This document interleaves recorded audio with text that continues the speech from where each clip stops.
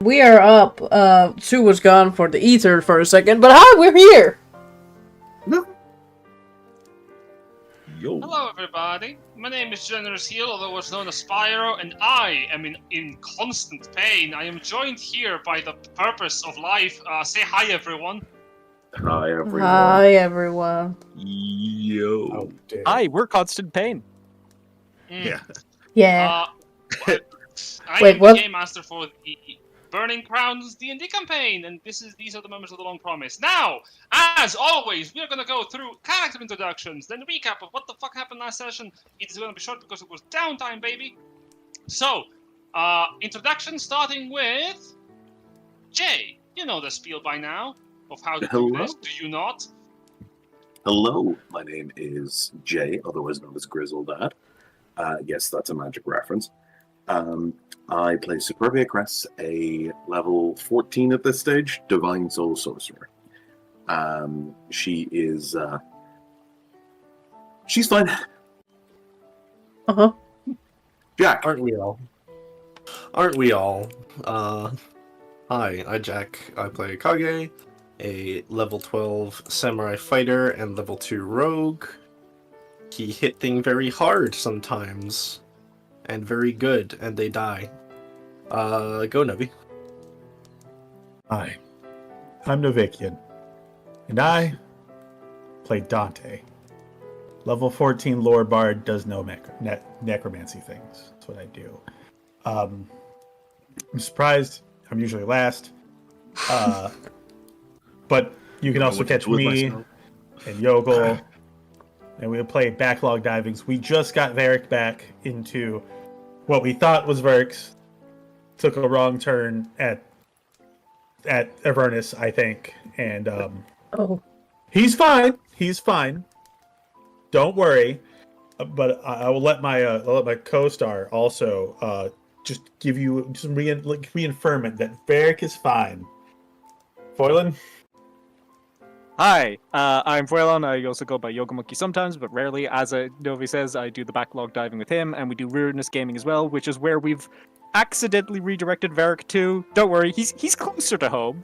Torald is closer to Verx, right, Jen? Those two are relatively close to each other.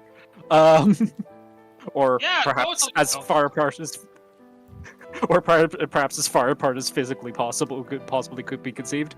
I think they're Tonight, technically different planes. Hmm. in the way we work. tonight I will be playing Benevolt Hendrix. He is a Destiny Domain cleric with a couple of levels into Celestial Pact Warlock. Since last you saw him, he has taken another level into Celestial Pact Warlock. So he has topped out at 9 levels into Destiny Domain Cleric and 5 into Warlock. I do have the vague shape of a plan of what I'm doing with him. We'll see how it pans out. I'm gonna throw it over to Ares. Hi, I'm Ares. I play Volk, 3rd level Inquisitive Rogue, and 11 levels of Gunslinger Fighter. I go Pew Pew. Ash, aka Refko Ronin. Would you like to go next? I think I have to, aren't I the last one? No, I'm the last one. Oh, okay. Oh, Thank God. that's even I'll have to do better. the recap. What? I'm Jason, aka Graphical Ronin. I'm playing Ash of the House of Van, a 14th level. Yeah, 14th level. Yeah. He's a lover now I of can't think of levels. the other word I'm looking for. Battlemaster fighter. I have no plans for any build that I ever make. I just let them mutate organically, and now that leaves Silver. Yeah, that's me. I'm Silver. I sometimes try to remember to stream some art here that I should be doing, but life is what it is. I play Alina, our level 14 Poison Soul Sorcerer. What are you laughing at over there? Anyways, we're Say the word level tonight. no, I listen. I've been like hanging out with people the whole day. I don't know how to speak anymore. As for the recap, yeah, we pretty much, or actually, we only did downtime. Alina started setting up her bastion and was there and sending mushrooms to people. Let me open the map so I can like kind of zoom around. Like she was mostly just hanging out there. She was also tripping balls maybe for a day, but that's whatever. Dante, you started out in Ruvella. You were helping people there, teaching people. That's correct, right? Kind of. Yeah. You're close. Close Yeah, enough. like close enough. You were there for the like first bit, and then you went to like Quacamundo and were hanging out with the undead in the necropolis of Volk, you were getting some information, and then you started helping out. God, what was her name? Oh fuck, I'm blanking out. Estrella? Estrella! Yes, there we go. That was like the cow lady, but I don't remember her name. Yeah, that's about it. I don't remember the details. I did crime. Oh yeah, you did crime! That's right, you went into work. You started working because you were like... Christian server. Yeah, and then you spent some time with, the cat boy. Karathos, there we go. And you were definitely very normal about it and gave him like 500 gold anonymously. And then left a letter. I did break into his house. Yeah. That dear Yeah. Jesus, right? It's not you, it's me. I can't stand And you. now Like- you're a casualty of crime. Yeah, like, I'm just saying, like, if you like someone breaking into their... Like, I would be very appreciated if somebody break into my house and left me 500 euros and left... Or 500 But of it's what... not 500 euros. Yeah, but, like, even if it's just 500 euros, I would be very happy, you know? No, Silver. It's like 50,000 euros. Yeah, but no, I'm saying, if I was left 500 euros, I would still be happy. Just putting it out there. Say they can pound of bacon. Yeah. Is that a I'd be request? happy. Must buy a house with 500 gold. I see. Kage, Wow. you were... I don't remember what you were doing for the most of it. I'ma be so real. You had a lot of things you were doing with your bastion. Because you still decided to stay under, like, the king's rule. But then you did help with Ash's little goblin problem that he persistently had. Twice, the sons of bitches. Same thing. I don't really, like, my memory's getting really hazy as I'm speaking. All of the information is leaving my head. I don't remember what the fuck you were doing, but you were in your van bridge a lot. I was reading and writing poetry with my girl. Oh yeah, that's right. And then we got, like, a bunch of invitations during all of that. Yeah. And now we're meeting I up. also helped the crown. I also helped the crown shore up its logistical problem, taking care of the soldiers, the various groups that they had going on. Yeah. I think I may have probably pissed off a noble or two.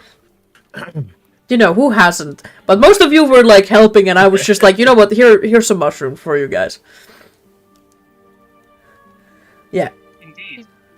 You gave us psychedelic mushrooms as well. Yeah. Yes, you I did. also did traumatize my chef with that one batch that were alive. And Yes, now I have to did. pay for I it. accidentally made sentient mushrooms, and then I was like, I'm gonna send them to my friends. You made myconids? You know, No! as Yeah. you do. And we tried to cook them. I guess. What? No! They were my children. Send your children out to die. No! I mean, it is war. It's what we do in war. Yeah, right, yeah.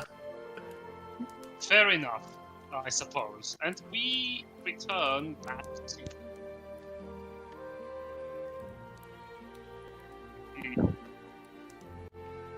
Not a fan of that, I will say. Not a fan of that. What? Yeah, that was weird. My microphone cut off there. What Oh, I thought you were a fan of me. Okay, cool. It's whatever, Jen. I see how it is. No. Everyone's your fan. I appreciate you as a person, as an individual, and as a player. I'm happy to have you here. Why did you say it like that? Back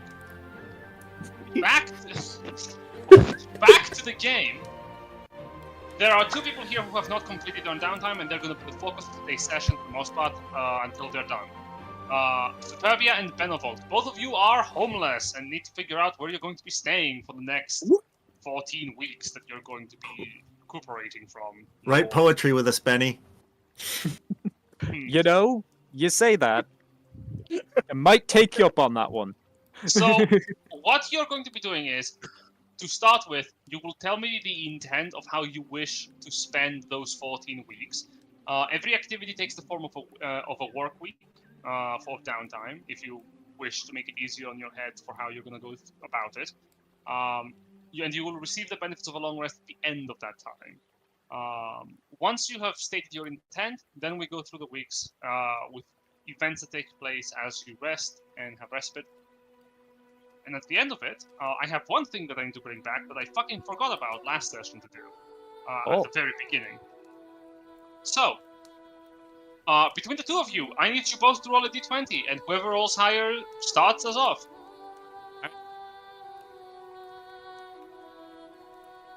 I got 19. Get fucked, Jay. Very well. Oh, So, what does Benevolt do for the next 14 weeks? So, I think top priority for Benny is before he will absolutely accept the invitation from Van to pop over and stay with him at Van Bridge, just because of how usefully. You got it from Van, like the god. From Ash. Yeah, but I'll pop over to Van Bridge to stay there to basically. Yeah, it's a good central location to all of the various places around our little section of the country here. But the first thing Benvolt's going to do is he's going to spend the first week basically helping with the transfer of ownership from himself back over to the King's ownership of Rainbow's Landing. Effectively, like, managing the people, explaining to them what's going on, and, like, helping them in regards to, like, okay, helping them to understand the situation and, like, giving them the choice of whether they want to continue working at Rainbow's Landing or if they want to continue working at Vanbridge. Because if they're in Vanbridge, they'll still be working under the King, but they'll be working directly under Ash. Okay. with, not under. I'm thinking of you as an outside consultant.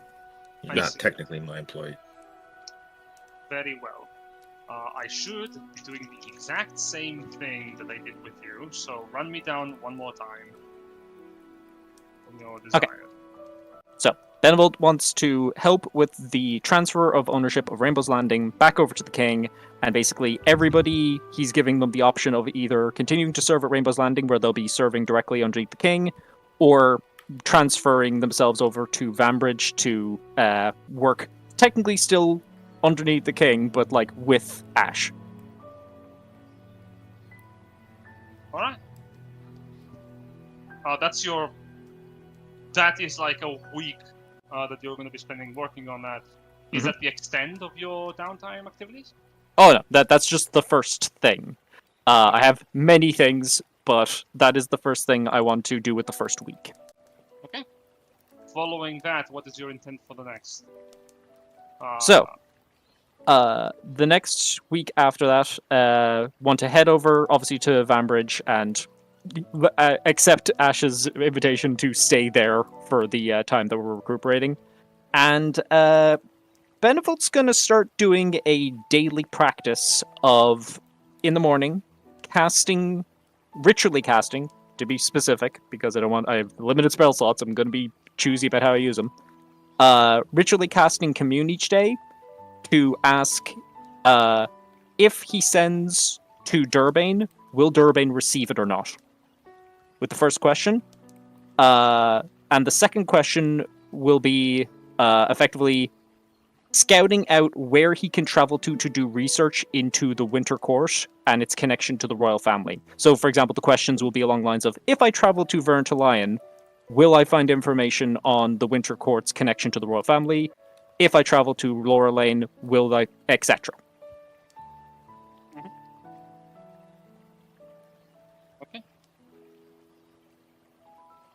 And effectively, the plan is, if he ever gets back that sending to Durbane will work, he will burn a spell slot to send to Durbane, but failing that, he will just be continually trying that every day to see if he can find a day when Durbane will be accessible via sending.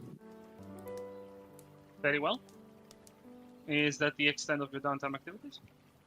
That's the stuff that he needs to do in order to move forward with other steps. Once he identifies where he can get information in regards to the Winter Court and the royal family's connection, he's going to travel there and just basically spend his downtime looking into the historical records to find out like what they might have in regards to it. And also he'll be doing a commune to basically ask about if there's a way to get into the Fey Court. He'll be using the research to basically find out if there's a way to get into the Feywild, like what methods there are available.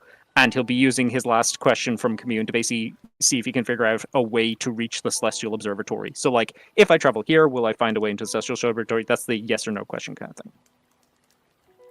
And the last thing he has on his downtime is just he wants to, once all of that's done, sit down and have just a bit of a chat with Sue. But that can just be a roleplay thing.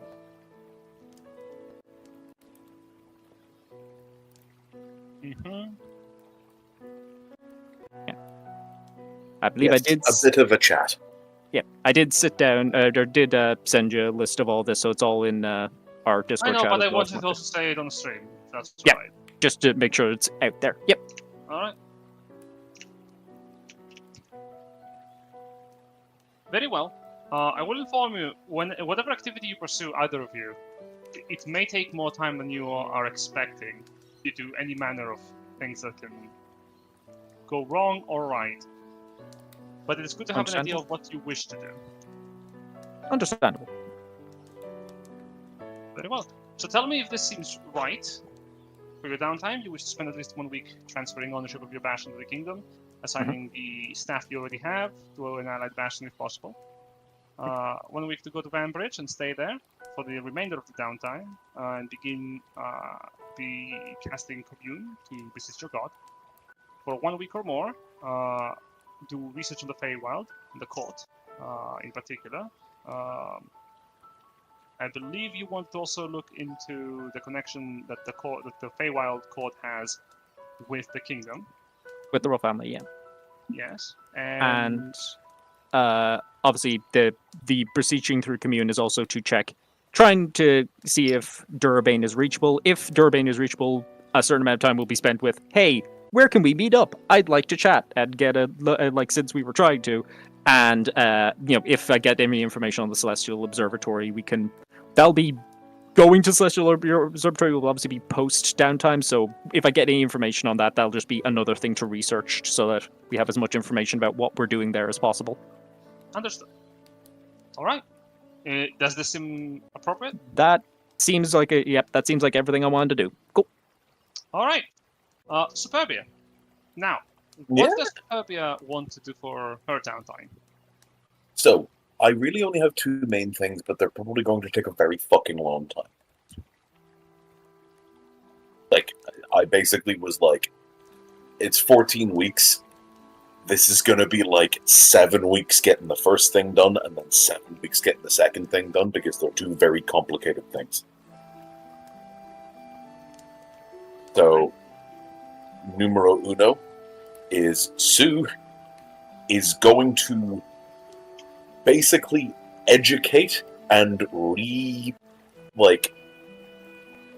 educate and rebrand the Fading Light. I see. Like Right. the big army that came with us. Like, she is going to spend 7 weeks, as she said at the end of the last session I was in, turning them into actual Bahamut worshippers. Okay. And then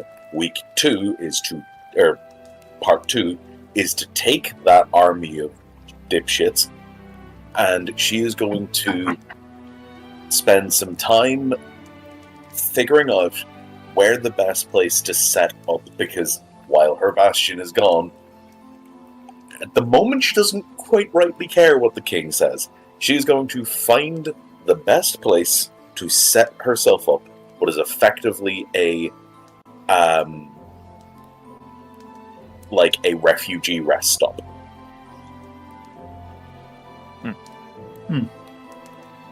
Okay.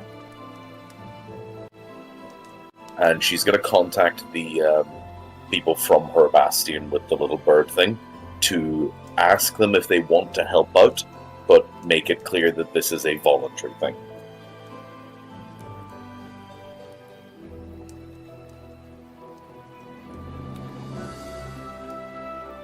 Okay.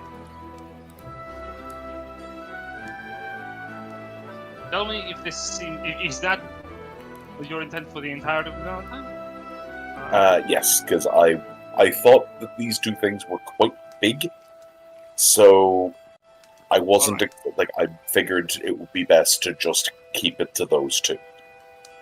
Very well. Jen, I'm going to need individual intelligence checks for every member of the Fading Light. So Alright, many dice. There will be 1,000 intelligence checks. No, there will be specifically 882 intelligence checks for the zealots that are alive. That would Oh my be- god. Where the fuck do you know how many people you have exactly? Yeah, he's been keeping track of this shit. Why don't you do it like every other DM? It's like, you got maybe this much, and you maybe lost, I don't know, some more. Jen Fine. actually prepares. 3 There's a- people answer your call. They are the Fading Light remnants.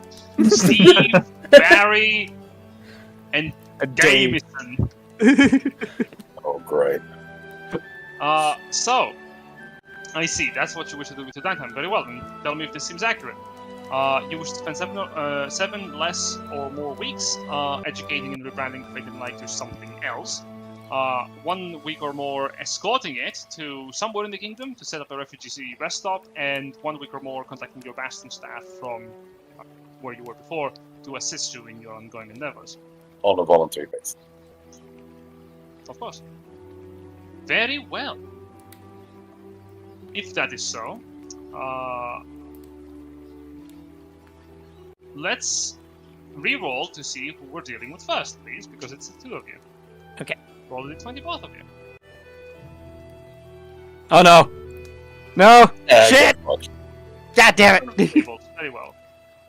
Then we are going to start with Superbium, then go back to Benevolt, and back and through and fro until your downtime is done. So, shift our something more. I fucked the important Robust. roll, god damn it. You'll have that on the big jobs. Benevolt, for the first week, you spend your time reassigning proper ownership of the bastion that you have had lovingly named Greybones Landing to its new owners. I thought Ambassadors. Sue was going first because she rolled higher. I am an idiot. Superbia, you spent your first week tending to the members of the Fading Light, and for the most part, addressing them alone is difficult. Amassing them into a group is hard enough. There's a lot of people that flock to your bastion on the first few stages that you are leaving it behind.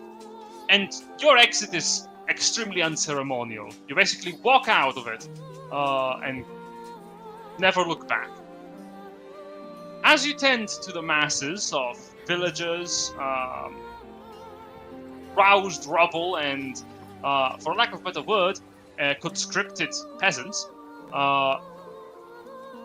one thing that comes apparent first and foremost is that if you do not oversee to their structure of leadership, it is likely going to be hell getting them to even move the way you want them to move, let alone hear you.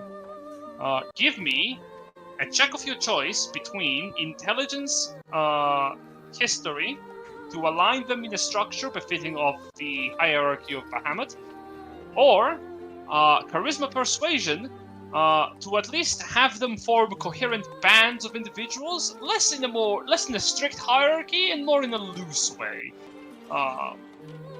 Unbefitting of the order of Bahamut, but manageable for your standards.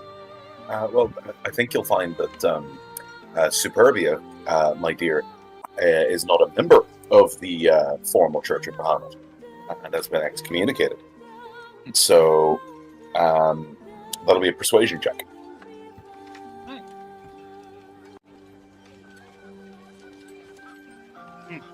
You That is a 21.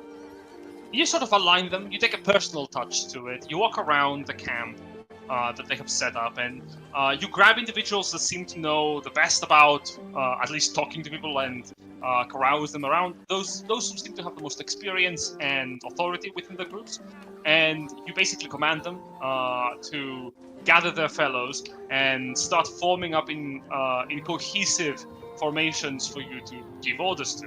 For the first couple of days, it's a management nightmare of getting to understand who's who and where they align and what they can offer to represent Bahamut in some fashion, and getting to understand the costumes of the Fading Light is nightmarish.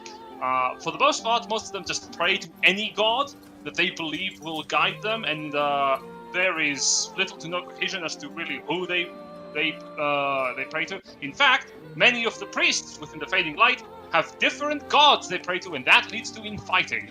Thankfully, you managed to handle it well enough that everyone plays nice with one another, at least for the first week of your effort. Nevertheless, it is tiresome work that, at your current state, feels cumbersome. I want to make one thing very clear. Since Sue sprouted her wings in the throne room, with the sole exception of sleeping, they have never been off. This entire time. Like a celestial draconic angel, your presence within the Fading Light ensures their loyalty to you. Even more so than anyone else. Something you do notice is that though they praise Bahamut, they praise him in your name. Good enough. We shift over to Benevolt. Hi. Benevolt, for your first week, you tend to the bastion of Rainbow's Landing, and talking with heralds of the king, you shift ownership to the next person who will get control of it. To your joy or dismay, depending on how you feel about it, you find out that an auction was held shortly after your exit from the capital, and your bastion has been given to the noble house that has paid the most for it, the nearby house of Lorelane. So the individual you have to spend most of your time making the passage of ownership with is an individual that you are familiar with. One member. Let me find them again. Why do I wish I just had all the handouts burned. Burn them all. What if I just kill this kingdom? What if I just do that? One Yeah, individual from the House of Lorelane that you're familiar with, the ambassador, Duarten Erstwhile von Ilten Lot. Oops. The chap who gave us our clothes, and if memory serves, our friends did inform us that this guy is a devil? Your allies did, yes. Oh yeah, Yeah. no, I was there for that. We're not Okay. friends. We're only allies. Yeah, I mean, was you were there for that. technically there. Yeah. So as Benvolt was technically there too. He's just mute in the background. Yeah. Yes. Okay, I was there for that. I'm going to retract that umsitive, and I'm going to supplement it with a more fitting comment of, "Oh, that cunt." Indeed. And the passage of ownership is actually very smooth. Duarten is a Duartian in his manners, and positively offers no push to the preparation than necessary. He is very gentle and earnest in the entire procedure. One thing that comes up in conversation, however, is that the members of the staff of the Bastion of Rainbow's Landing are contractually obligated to remain within the Bastion until their service ends. Alas, they are forbidden from exiting the grounds while their contracts are still. They'll have to sign new contracts to leave, I'm sure. Okay. How does Benevolt feel about that little nag at the end of conversations? He would definitely, like, raise the thing of, like, Now, are these contracts that they've signed with the kingdom or with you, Durant? Durant. Or Durtent. Honest contracts of loyalty and ownership by Rubrian authority. Duarten is honestly flattered that you assumed that he had the sway to convince the king to make this a personal matter, but the servants are servants of the kingdom first, and servants of the nobility second. Okay. Could Benevolt attempt to persuade Duarten to effectively once... Because, like, their contract would end when ownership transfers over, correct? Their contracts would end when their contracts were bound to end. Ownership is transferred by you giving away the bastion to the kingdom, and the kingdom giving it to someone else. Okay, so their contract those aren't written up as new contracts. Those are just extensions of the new contracts and the ownership being transferred. Okay. Yeah. Could Benevolt attempt to convince Duarten to consider allowing like any members that voice that they wish to be reassigned to Vanbridge, since it is still under the rulership of the king? You absolutely could. You could make a play at an emotional focused speech by making a charisma persuasion check, or you could bring up the logistics of your staff being relocated to your own allies for the sake of safety, as well as how would you call it? A lack of grief between the noble houses that could be avoided by simply having the most loyal members of the staff be transferred to individuals that would not cause them any more trouble than would be possible. That would be either a wisdom-based persuasion check or an intelligence-based one. Your choice. I'm going to go ahead and go for wisdom-based persuasion, if it's all the same. So, best way to roll that is actually if I just roll, because of how my stats are working here, I don't think I can manually change... Actually, I know I can. Hang on one sec. I can do this. Persuasion... Nope, never mind. Can't do it. I thought I could finagle with some of the stats in the background there. Yeah, is it alright if I roll this as a perception and we just say it's persuasion because it would be the same number? You may. Okay. So yeah, wisdom-based persuasion. Bap. Yes. 21. All right. You bring up some good points in the conversation, and Duarten does not outright denounce them. He actually agrees that they should, in fact, be put to use people that they are most comfortably working under, so long as it is their decision. Convincing the man to allow for the transfership of ownership does actually bring some good favor to your friend Ash, who will find that his bastion has even more people flocking to it for support.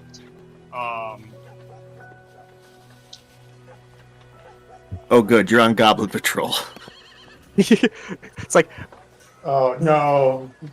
we're healers who've come from the sanctuary. Oh no!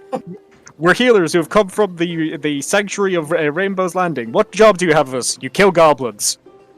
Fuck. Here's a shovel, here's some lye. They're out. By the time your discussions end, you find the road to be your only path forward as you head for Vanbridge. Ending the first week, we go to the second. Suburbia, to you. You wish to bring Tabris into this? No Yeah, I worries. mean, if he's not doing something, bringing him along. Tabris has been, for the most part, not really acting like his own, so much as keeping an eye on you. Your safety being his first priority, after all. Then the way that you phrase it to him is like, look, I'm gonna go do this. You can come with me. I'm not like ordering you to, but you can come with me if you want. The second week is a little bit more different than the first. People are very eager to hear your commandments and follow them. You scrap all this insignia and try to form a more cohesive understanding of Bahamut's authority within the Fading Light members. Some of them start taking some opposition to your restructuring and direction. How would Superbia deal with members of the Fading Light who are not so pleased with the new direction that the group is heading into? Sorry, could you repeat that? How would Superbia react and work towards the situation that has arisen within the members of the Fading Light who are not so eager or happy with the direction you are taking the group into? She would make it clear that she will do what she can to help to make them feel comfortable if they want to stay, but that they're under absolutely no obligation to, like, stick around if they don't want to. Yeah, give me a charisma-based persuasion check. Earnest honesty.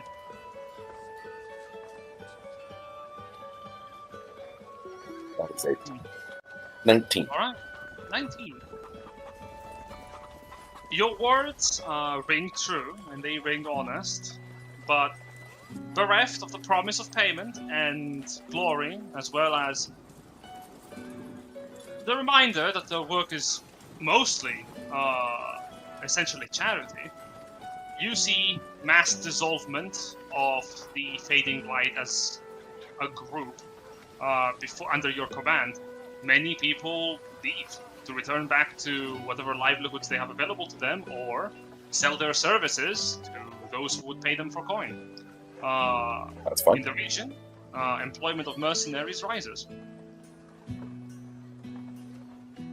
As well as banditry, unfortunately, in the following weeks.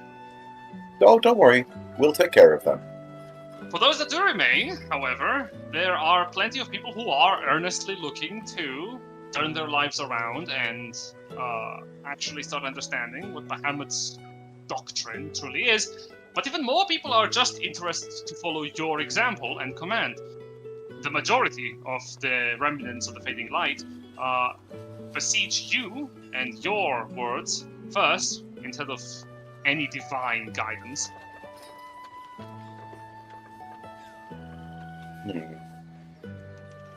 Tabris, for his part, is, well, not overjoyed. The Fading Light has always been a problem in Condina, and he is happy to see them dissolve, but he is a little worried. Look, he doesn't say anything to Superbia in the slightest, and he's more than happy to simply aid you in whatever matter you command of him. Most of the time you catch him with an expression of thought. Sue would be making a point to consult with Tabris on, like, how he thinks this is all going regularly. Like, she wouldn't have just brought him out. Like, she's very much, like, she would have made it clear, like, throughout all of this, that she's like, no, I brought you here, and I asked you to come with me, like, because I want your opinion on all of this and, like, how this is going, what you think I should be doing with this. Don't feel that you can't speak up, basically. Yeah, like his guidance is given to you, but nothing that clashes with your vision of the reformation of the Fading Light. Okay. I think the last thing she would be doing is, if she did catch people being very much like openly being like, no, we're here following you, she would be like, that's okay, but I want you to consider looking at this from a grander scale. For the most part, the responses are, of course. It is his service to Bahamut. And one last thing. She would be setting up, I know this is going to sound kind of twee, but I think this is very much a thing Sue would think was a good idea to do. She's going to be setting up in like the camp that they're doing this in.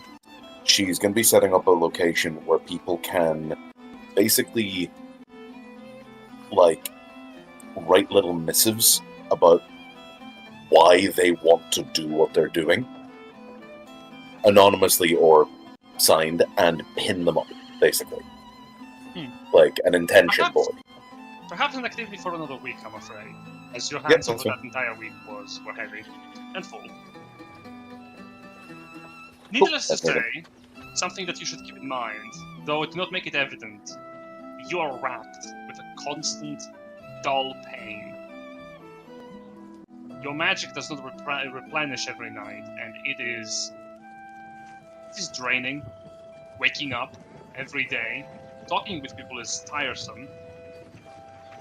You are under a constant strain. Not big, not great, not overbearing, but ever present. And pushing yourself all the while is doing you no favors. We shift our focus to Benevolt, much the same. On the second week, you make your way over to Banbridge. I assume Ash would offer room and board, of course, to one of his friends. 100%. Yes. And you find that Banbridge is a very welcoming place to stay in. Many of the people within are more than happy to tend to your needs and keep you safe and guarded. Superbia is not too far away, and visiting her would not be impossible, but it would be a trip and a half, mostly taking over the events of that week. And you already have plans. On your second week, you begin using your magic to beseech Bahamut for various matters. Something that must become evident is, of course, the disconnection between you and the divine. Similar to how a wizard will become fatigued from the use of magic through their body and the casting of spells, so too does beseeching the divine after long periods of time of not replenishing your spiritual connection with it results in a cold silence that can shake the resolve of even the most devoted of followers. I need you, throughout the span of the time of the week that you are casting the spell of Communal, I need you to give me a wisdom saving throw. Wisdom save. Okay, not a religion check. Gotcha. Yeah. Benny will. I will allow a religion check. Okay.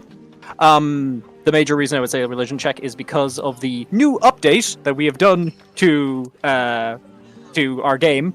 Bedwell can now add his wisdom to his religion checks.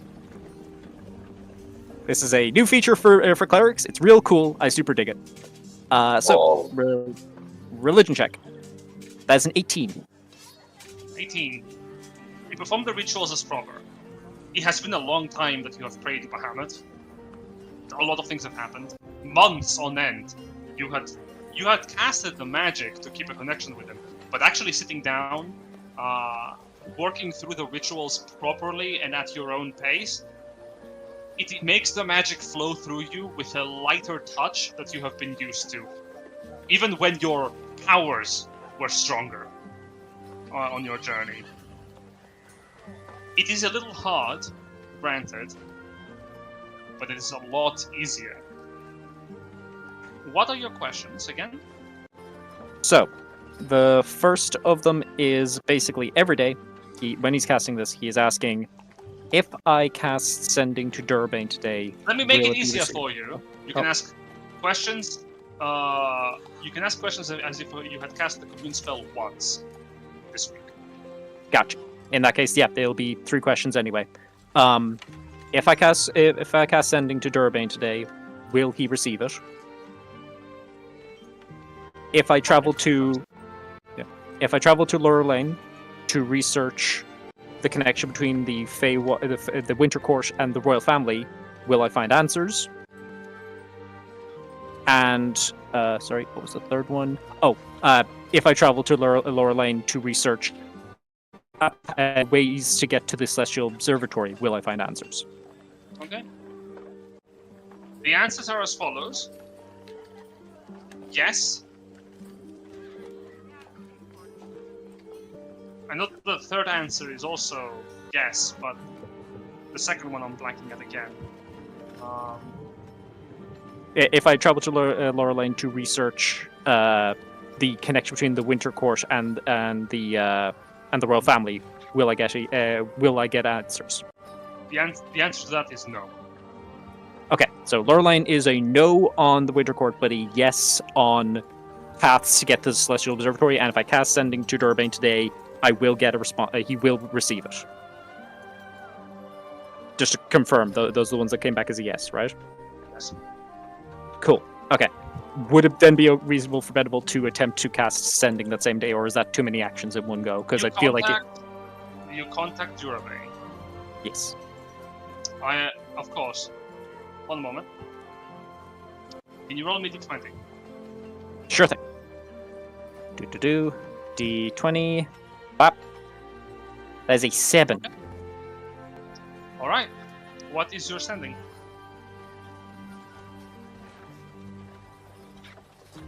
Capital saved.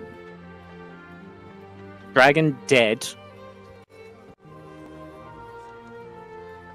More problems with King. Can you meet me in Lorelane? Need to discuss helping the kingdom. Benevolt. The response comes to you in a curt manner, and a bit of a rushed tone. I blush and hate this spell. It is so restrictive. And that is the response to your spell, as an apparition, an illusion of the magic master Durbane appears before you to inform you of the following. If a meeting is to be made, Durbane would attend it, but he would prefer that he attends it with as many people that you trust as possible, and that the matter be settled urgently and not in a slow pace. He is in constant motion since Durbane is unfortunately under siege. Oh. So he's under siege? Yes. As Durbane Tower is under siege by the Grandanumva, and his fame matters are not resolved as of yet. As such, to leave them for a long period of time, or spend his time outside of it, is... So, were you to call on him for a meeting, he would attend it only once, and it would have to be with people that you trust that would be attending it. AKA, this is best done as a party, not as an individual. Understood. Okay. Benvolt will basically, if he's able to, can he respond through the projection that Durbane has done?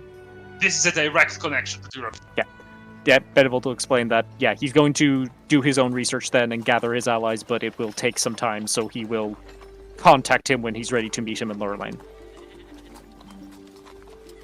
Oh. Hello? Oh god. Jen, your mic is Illusion. crackling, Oh, and got now him. we've lost you. They got him. Yeah, I noticed. Yeah, I there you noticed. Oh, thank God! I thought you were being fried like bacon. Oh my god. Yeah, but my intention then is just, okay, if he can only talk to us the once, then Benvolt's plan is wait until the end of the downtime, because that's when he'll be able to gather everybody, and basically by that point Benvolt will have done enough research, hopefully, into the Wintercourt that he can actually ask important, meaningful questions quickly, rather than drawing things out. Fantastic.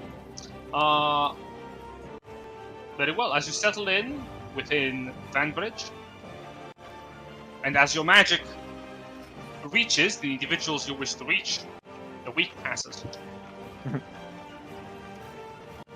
And as we come upon the third week, I need both of you to roll me a d20.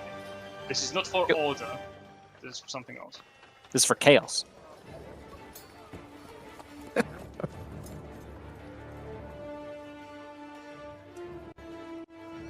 Once you get to the good and evil rolls. Excellent. This is Superbia's will to live. Superbia. As time passes, the members of the Fading Light under you become all the more obedient, compliant, and orderly. With Tabris's direction, they fit more as a core of warriors than a group of would-be acolytes. And his instruction on their guidance is rigid and exhaustive. They spend days performing drills. Those who avoid physical exertion perform spiritual meditation for hours on end every day. And he is running them in the same way one would run soldiers of faith. Perfect. Good. Alright, I see Superbia is supporting this? Superbia would be supporting this, but is also going to be spending her time basically attending to them. Like, she's going to be doing that, like, notice board thing, and she's also going to be, like, firstly, making sure that there is, like, downtime for them, and secondly, basically acting as, like, as much as she can as a sort of spiritual guide, like a confidant. Like, she's going to be able to be, like, directly monitoring their well-being and looking after them. You take an even more personal touch. Very well. Okay, can you give me a wisdom-based perception check? I can definitely do that. It's gonna suck, but I can do it. Let's go! Perception, yeah? Yes? Ooh. I mean, hey! Hey, the guidance almost over doubled that result. That's not hard. As you spend time with them, you get to actually learn a lot about the people who are within your group. And for the most part, all of your help is welcome. None of them seem to even object to your presence or react with anything short of reverence and respect. Something worth noting is that you also don't notice something out of the ordinary throughout the week. Well, not ordinary so much as anything worrisome. Okay. That would make you... Well, that would be a red flag. Okay. She is actively going to check in with Tabris, though, about how things are going and, like, see how he thinks this is going. Like, actively is like, okay, like, is this good? Am I doing a good thing here? Tabris agrees. The only thing that comes up in conversation more than once is the new name and how will the Fading Light be rebranded in the eyes of the world. They need a new symbol to rally under and a name to call themselves. He will be putting that to popular vote. Okay. He will let the members of the ex-members of the Fading Light submit their own choices and then let it go by popular vote. See, remember what happened when they let the internet pick the name of a research vessel? I swear to God, if we end up with Culty McCultface, I'm going to fucking riot. As the week passes, Benevolt, Yes. you settle into Vanbridge for the third week of your downtime, and it is at this point where you find that there is a thought that comes up to you every now and then. It scratches at the edges of your subconscious in a conscious manner. What is your relationship with Bahamut? You are his priest and acolyte, but you're also his faithful protector of the one person that is supposed to be the bringer of hope. It has been weeks since you've attended her, and nothing has gone wrong. Was this her purpose? To save the capital? And is your purpose done?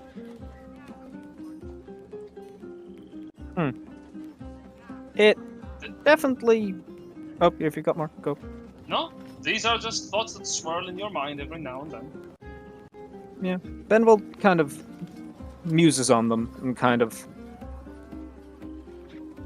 he kind of looks at the fact that he still has access to his warlock powers. Like, they aren't gone. And kind of goes, no, the deal's not done just yet. There's more work to do. And until that work is done, we keep going. In this third week, Benvold's going to take a break from the communing because he can feel that it is definitely a strain on him, even though he's assured that the connection with Bahamut is still present and strong. He is aware that he's just physically pushing himself. So he's going to instead effectively requisition with the people at Vanbridge to see if they would be willing to help him with regards to getting over to Lorelane, so he can start doing some research into the Celestial Observatory there. Absolutely. You visit over to Lorelane, and Lorelane is far more different than any of the settlements you've visited so far. For one thing, it is beautiful. It is almost handcrafted in a way to appeal to a certain aesthetic of opulence. No house that you view is any better than the last, because all of them are fantastic. Each of them has engravings on the walls outside of them.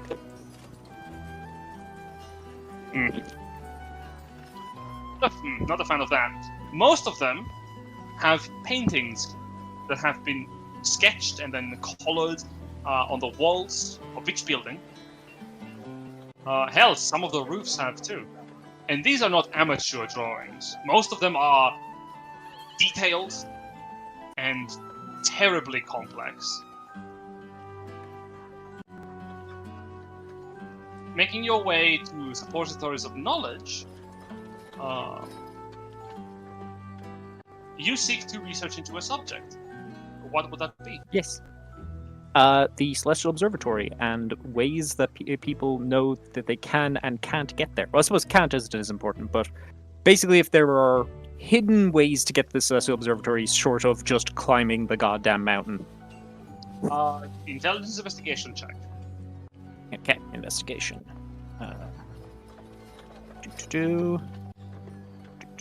Investigation. Let's hope dice are nice. 16? Dice were nice. You find some information that is important to you. Over the course of the week, you settle on tomes, you research into climbing paths, and most of them fills you with a bit of dread as you realize that they would be crossing over locations that you had spotted dragons in your initial foray towards Rovella, the capital city. Were you to follow them, you would likely fall into remnants of the Grandanumva who are still lurking within the area. Something does come up. There are two ways to reach the observatory that are worth noting. One of them is not exactly a secret passage, so long as the long way around, which is to enter from the Carthan Pass up to the Celestial Observatory through the old Walk to the Stars, a stone-carved path that was originally made by the ogres that lived in the region. Unfortunately, that would mean that you would have to pass into the Carthan Pass and likely have to deal with the Carthan Raiders. Alternatively, one more out there option is to seek the aid of a thing that has come up over the last couple of months, which is a Gavarian war stronghold that has been floating within the mountain ridge and has done nothing but descend into the kingdom during the time of strife to steal the children that have been bereft of their parents.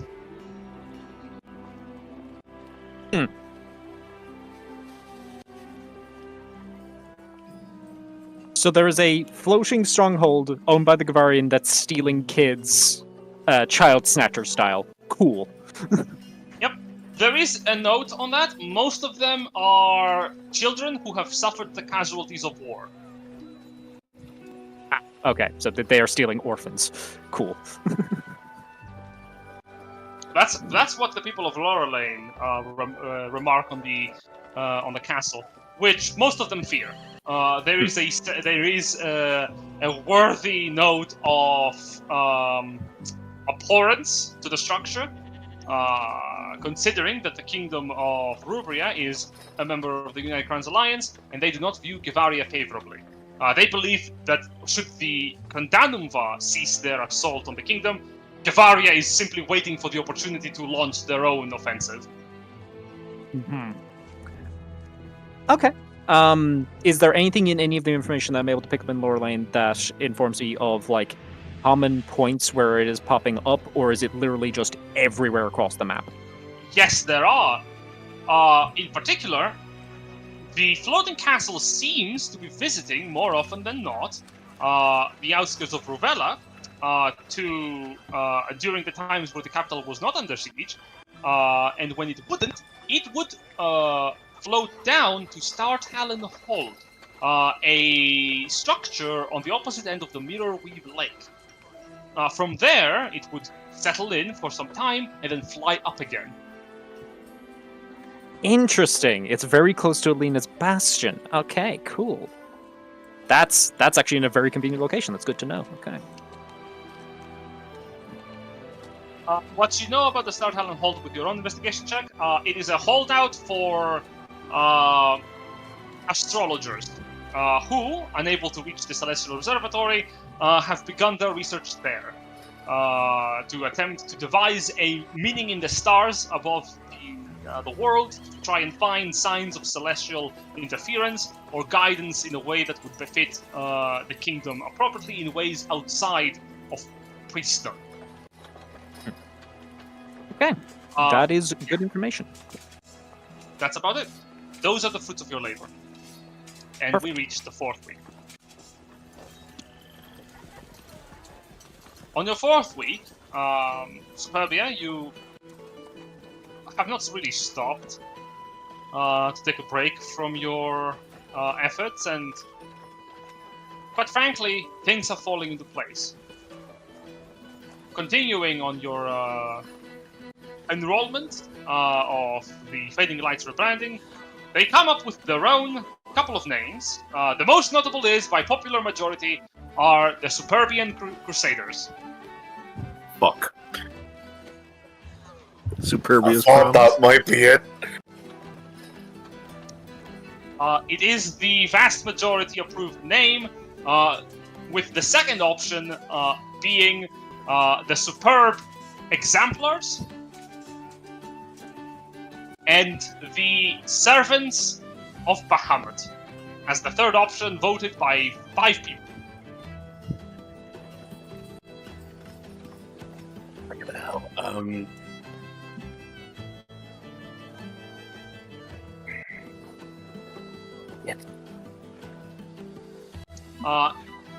Upon the realization that the zeal of the crusade has shifted to your favor considerably,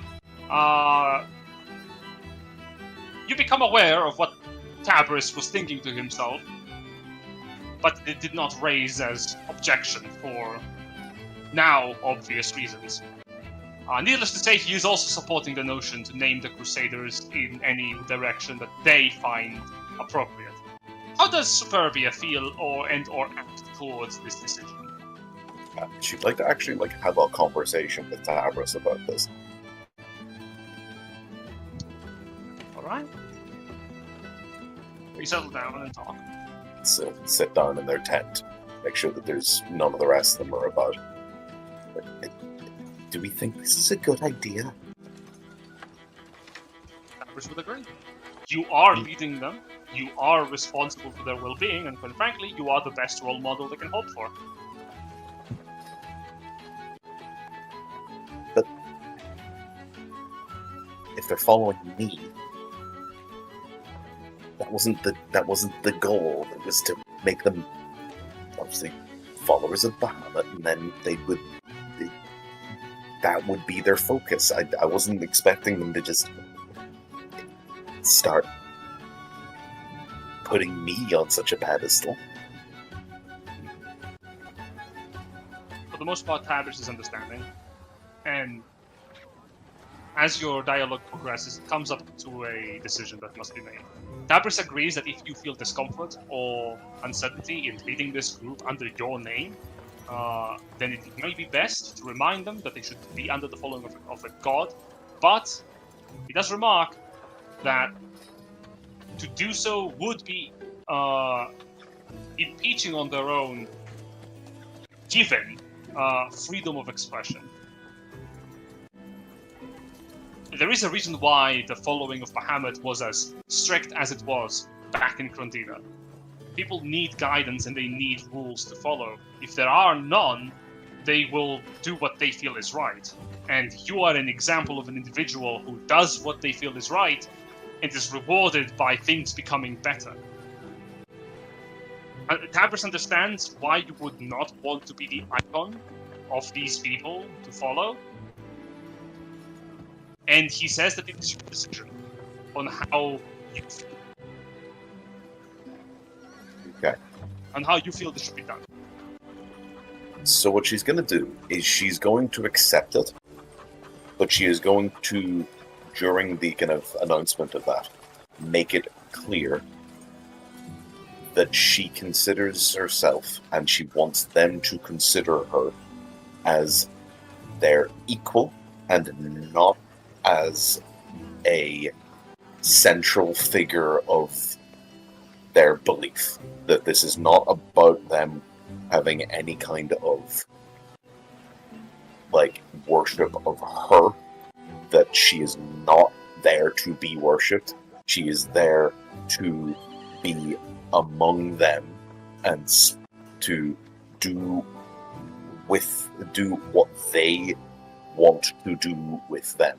She's here to make the world as good a place as she can, and she wants them to simply do the same thing. Give me a charisma-based persuasion check to pass your intent. Also, yes, Ash, 100%. Like, if they're gonna credit her, we should at least make sure that it's the stuff that she did. There are a lot of dead goblins back on one of those bridges that she would like to have a word with people about. I am going to use my last inspiration on that. Okay. Then fucking I'll take it. 19, it's better. Alright. Okay. For the vast majority, you can tell that your message comes through. And there is great discussion over the week between members of the Crusade on whether or not they should truly consider what it is they're really fighting for. The decision remains mostly unanimous to be the Superbian Crusaders.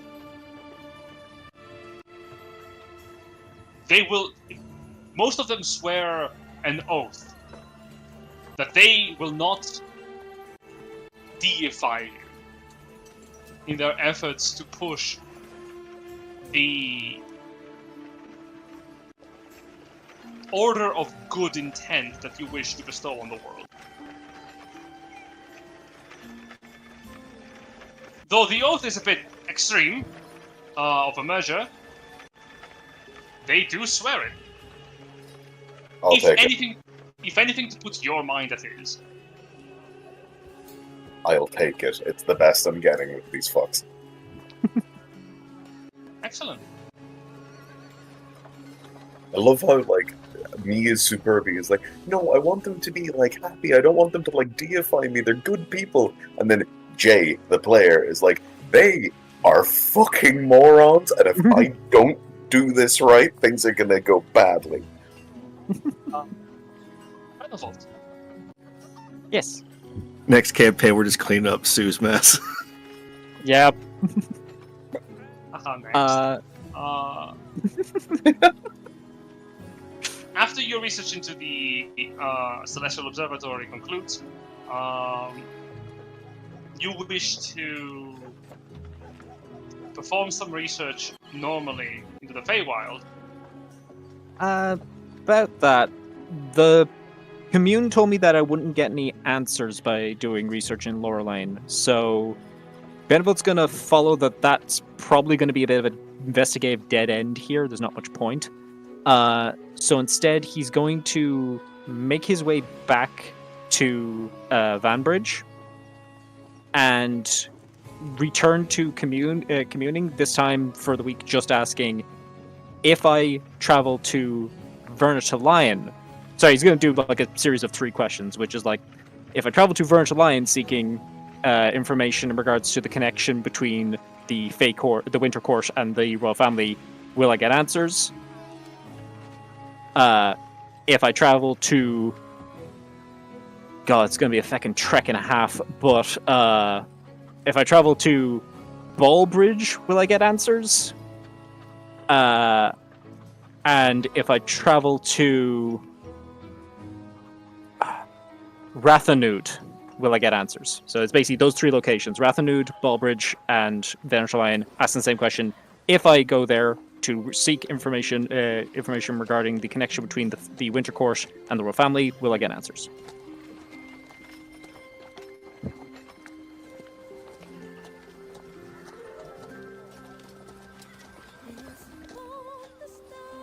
Your answers are as follows. Uncertain, no, and yes. So Rathanud's a definite. Vernish Lion could give me answers, but could not. Okay. I think with the end of the week, Benevolt's going to start making preparations to head up to Vernish Lion, and with the plan to stop over at Sue's camp on the way over and have that talk. Hey, Sue. But what I you presume doing? I presume the sending or the commune, the exertion of that and getting that information probably took up that week. Yeah. Yes, it did.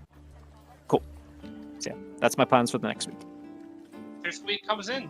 Suburbia, your core begins to appear ever more formed to an image that is befitting of its new direction.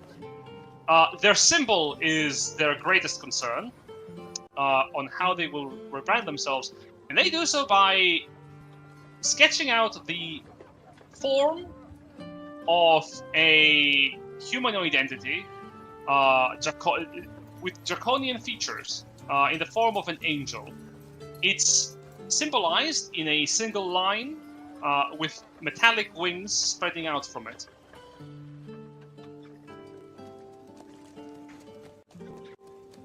Suffering Jesus. You're sending me west, Spyro. Fucking hell. As the crusade becomes more and more organized, a question of direction comes up. How are they going to be acting as their focus? First and foremost, they need to know what they will be doing. Will they be combating evil? Will they be assisting the people who are less fortunate than them? And how they're going to be helping them? And these questions come up, and it falls into disarray very quickly, as a lot of people have different opinions on how they should be acting. And it falls to you to figure out how, on the majority of the time, the Superbian Crusaders should be acting. Okay, that one's actually a little bit easier. So, the whole idea behind these, what she is going to be advising that they should be doing, is that they should be acting as guardians of refugees, as guardians of townships, and as forces that are to be rooting out things like Krumdanavar elements and hostile forces to the normal people of Rubria. Cough, cough, cough, goblins. Yeah, fuck them.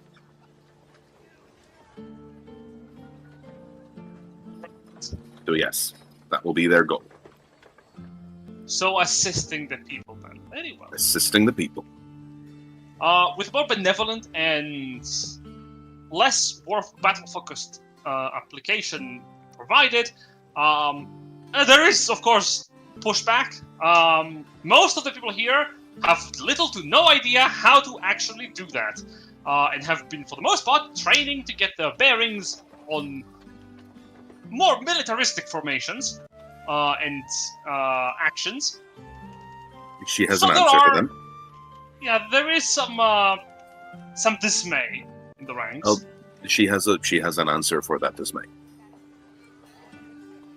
It's Fireball. that she didn't say that they couldn't go out and perform militaristic duties, just to make sure that those militaristic duties are for the good of the people, citing the fact that we do know that there is now a bandit problem. With that in mind, I need you to give me a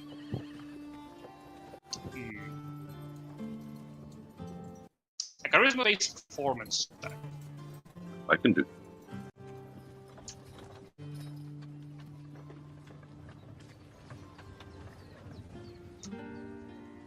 Yo! Woo!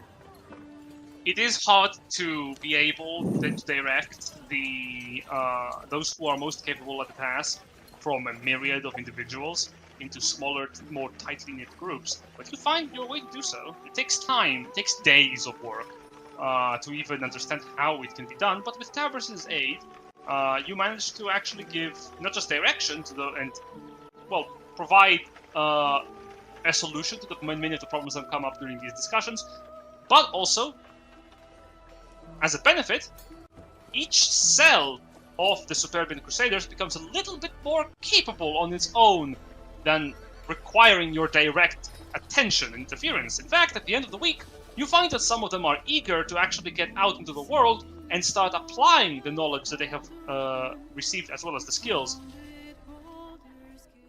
over the course of the time that they have been training under your watch. Phenomenal. We got to Benevolt. Ye- For your downtime, surprise! The Bastion is attacked by goblins. Oh no! I die. No, you don't, but you don't even have a chance to help, as the attack is very quick, and the only casualties are members of the god that Kage had brought with him. Getting a bit more crowded and eager to make your way to Burning Lion, you also exit the Bastion and head over towards Superbia's encampment. You stop by and you see that she's managing her own problems, and assisting them would be likely detrimental, as she seems to have an actual good hand on it without your interference. Just for reference, if Benevolt, obviously attack was quick, and I presume it's something that happened on someone else's downtime. Hi, Jason. Hi, Jack. Benevolt, Hi, Jack. if he was able to, would have definitely spent some amount of his remaining resources to try and help people who, if they were savable. But In the same way If that it's- neither Kage nor Ash could really do much about it, I'm gonna tell you now, neither can Benevolt. yep, he got there and they were already dead.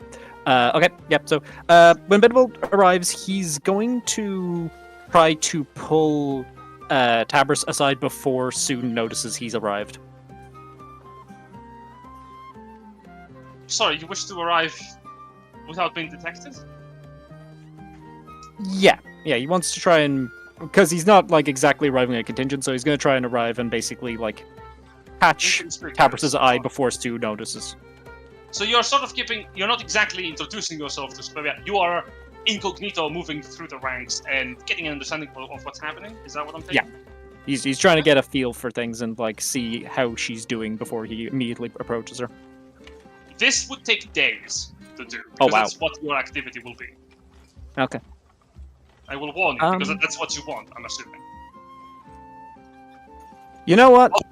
Otherwise, I will say that's just your approach, and Mm. you can continue telling me what you wish to do for the week. You know, I'm back. Yeah, I'll back out on that one. I don't think I'll waste the time on that. I think Benevolt then will approach soon. You approach Superbia, and she's very busy for the most part. A lot of people are uncertain on the direction they should be acting and what they should be doing. But Superbia seems to be handling it. She spends days listing out the capabilities of certain individuals in each group that she finds adept at handling certain scenarios, and she aligns them with people that would work better together with one another, putting them into groups and essentially categorizing who can do what and how they can handle what. Okay. It's draining work, but you can help her with that. But she is busy. I think Benvold will help her out so that he can free up enough of her time to have the conversation he wants to have. You have some time with her, that's for certain. But yeah, he wants to try and find some time where the two of them can just sit down and talk. But yeah, if during that time he will also, like, whilst he's trying to wait for that time to become available, he's going to help Sue out with the people here. I think his approach is likely going to be trying to, like, talk them down from any kind of zealotry he's detecting. Like, when he hears them talking about Sue the way they do, he's gonna kind of be like, okay, but, like, you realize Bahamut's the god, though, right? Yeah, kind of maybe, basically parroting a lot of what Sue's already done, but, like, try to talk to them from the perspective of, like, hey, I follow her, but the big man's the guy in charge, and, you know, we're following her because she is speaking his doctrine, his message, right? Give me a wisdom-based insight or your choice of charisma-based persuasion. We're gonna go ahead and go for that insight, because it's what I'm good at. Bwap! That's an 18. Something that becomes quickly apparent to you is that a lot of the people, the priests and the prayers are dedicated to Bahamut. But everyone you do ask, their opinion is of the same mind. Superbia is their leader, not Bahamut. And this crusade is in her name for Bahamut's ideal of the world, of a more just world. But they're not following the god. The god has done nothing for them. It was not Bahamut that freed Rubria from the capital of Rubria from the war. It was Superbia and the members of the Long Promise. Do you hear whispered among the rabble a word that sounds a lot like Kwisatz Haderach? Uh-oh. Okay. Uh-oh. Would Oh that god, oh man. Oh god, oh man. Would that take up my action, or would I be able to have that conversation with Sue? It's something you notice over the week of trying to see the intentions of the newly found Crusader group, and it's a concern that might have to come up, but as it stands, they are very disciplined in their fanaticism. Mm-hmm. Needless to yeah. say, you do have your time with Superbia towards the end of the week. Okay. But yeah, so Beta will basically, like, pull her aside into a tent when she has, like, about 5-10 minutes of free time where someone isn't immediately asking her a question or, like, coming to her with a problem. And, as he offers her a seat, she's going, it's busy work, isn't it? Yeah. Yeah, no, it is. Like, they're good people, don't get me wrong, but they do need a bit of a, firm hand. Yeah. Kind of, Benevelt sits down, offers a chair and a cup of tea, bows a kettle with what little cantrip he's able to do to make some fire happen. So, how are you doing? Well, honestly, quite well. It's don't get me wrong, it's been tricky. They're a rambunctious bunch. And, how are you feeling about how things went at the Capitol? It's been about 4 or 5 weeks since. Well, you see her kind of purse her lips slightly. I have some serious reservations about the way that the leadership of this country is behaving. I think it's wrong.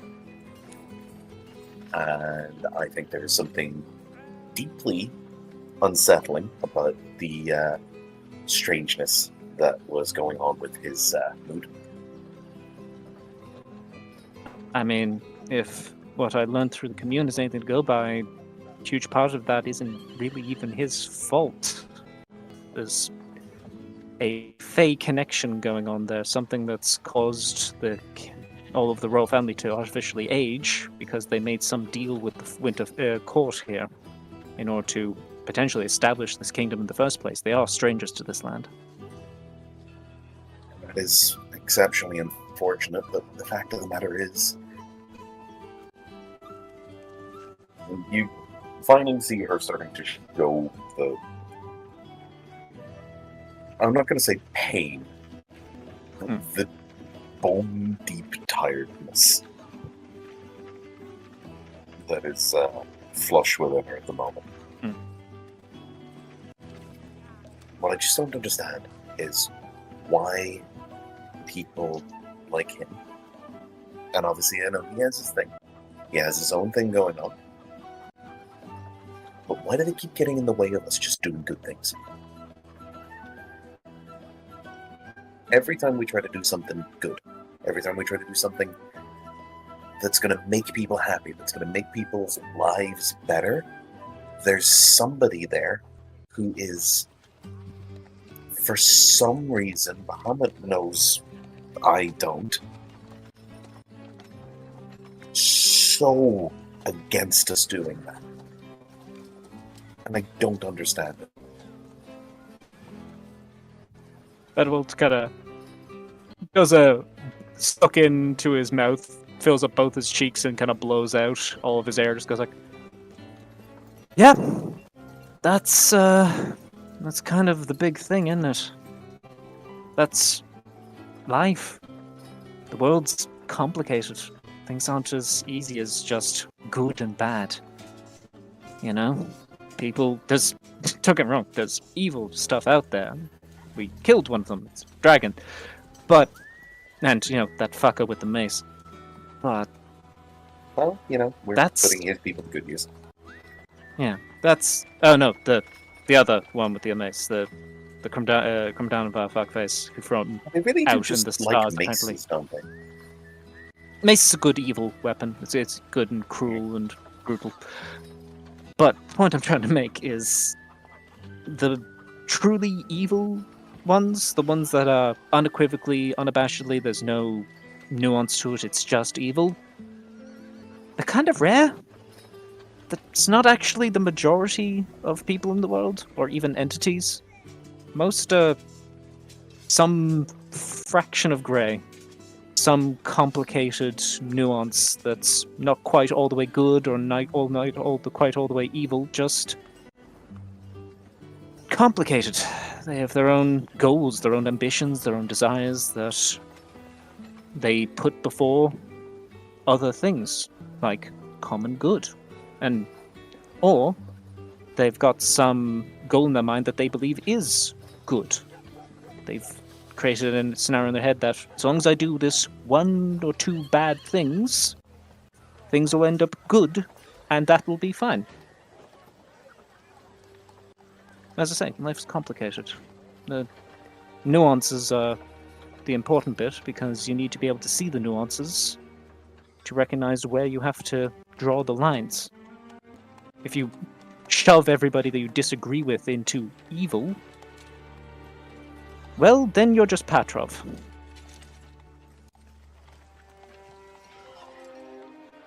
You see her kind of furrowing her brow.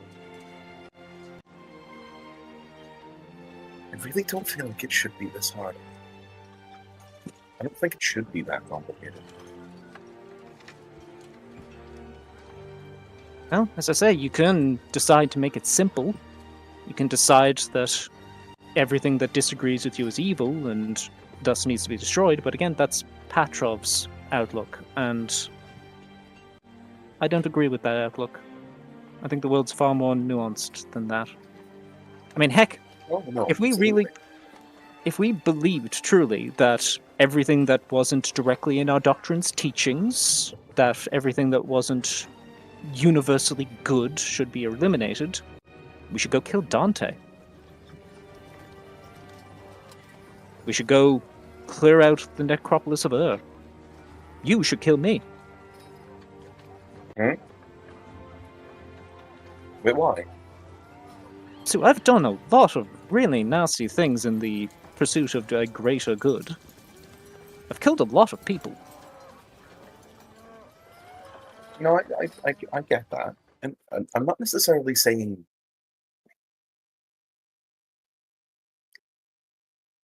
I agree with you that there's some sort of nuance to it all. There is, at the end of the day. There needs to be a view of the big picture. What I'm more talking about is people like... Sorry, out of character. What was Mace guy's name again? It's not... I can remember it, but I can't pronounce it. Valderaz, I believe it is. Is that right, Jen? Balthazar? Valdrazar, that's it. Yeah. People like Valdrazar. It's not necessarily as if they just disagreed with us. They just actively wanted to kill a lot of people. Yeah. I don't think in the moment you kind of... If you'll allow me to make some observations, I think in the moment you kind of just decided evil and need to die, which you weren't wrong on, but I did sort of understand what he was going for. It's just his perspective is that people only have worth if they have strength. He was willing to engage with us and talk to us because we were strong. We had earned the right to be spoken to and be considered as having worth. That's fundamentally what the problem was there. He comes from a world where that is what defines you as having worth, and he has never had any exposure or experience with the idea that people intrinsically have worth. That people being good and doing good and helping others is what gives them worth, and that's why we didn't view him as having any worth, because he was evil and hurt other people for not measuring up to his standard. I kind of got where he's coming from, but he's someone who we could never ever agree with because his worldview is entirely alien to ours, and he fundamentally doesn't have a good bone in his body because he doesn't see goodness as something that has worth to it. You see her look away as she says, quite firmly, I have a bit of a difficulty taking the viewpoint of a man who was knee-deep in the blood of innocence at the time seriously. Not unfair. As I say, I understood him. I didn't agree with him. Of course. I understood I've too. always felt it's important to try and understand people, even when they are fundamentally evil. Because I think that when you try to just ignore it and just write it all off as evil, that's the path to someone like Patrov.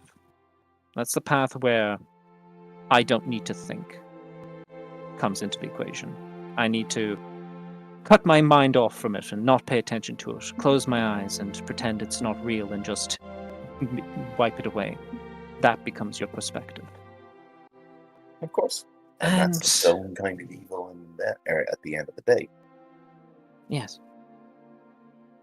Where I start to draw the line is, I think it's important that we understand these sorts of people, so that we can understand if they are truly evil. But at the end of the day, look at this country, Beneval. Look at how much it has suffered in the brief amount of time that we have been here, and the amount of suffering that we didn't get to witness because of the fact that we were elsewhere. At the time, I believe we were dancing around in the Feywild, and I was getting my hair done.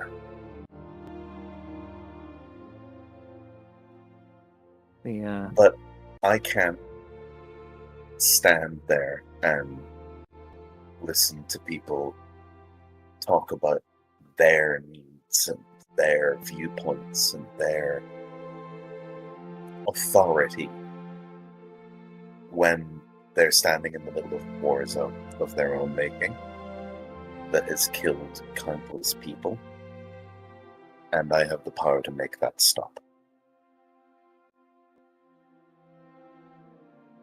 Well, ultimately, I have always wanted and believed that you are the person who can make it all stop. That is why I have followed for all 3 of these years. But in the same way that we've seen so much suffering in the brief time we've been here, do keep in mind, we've been here maybe a month?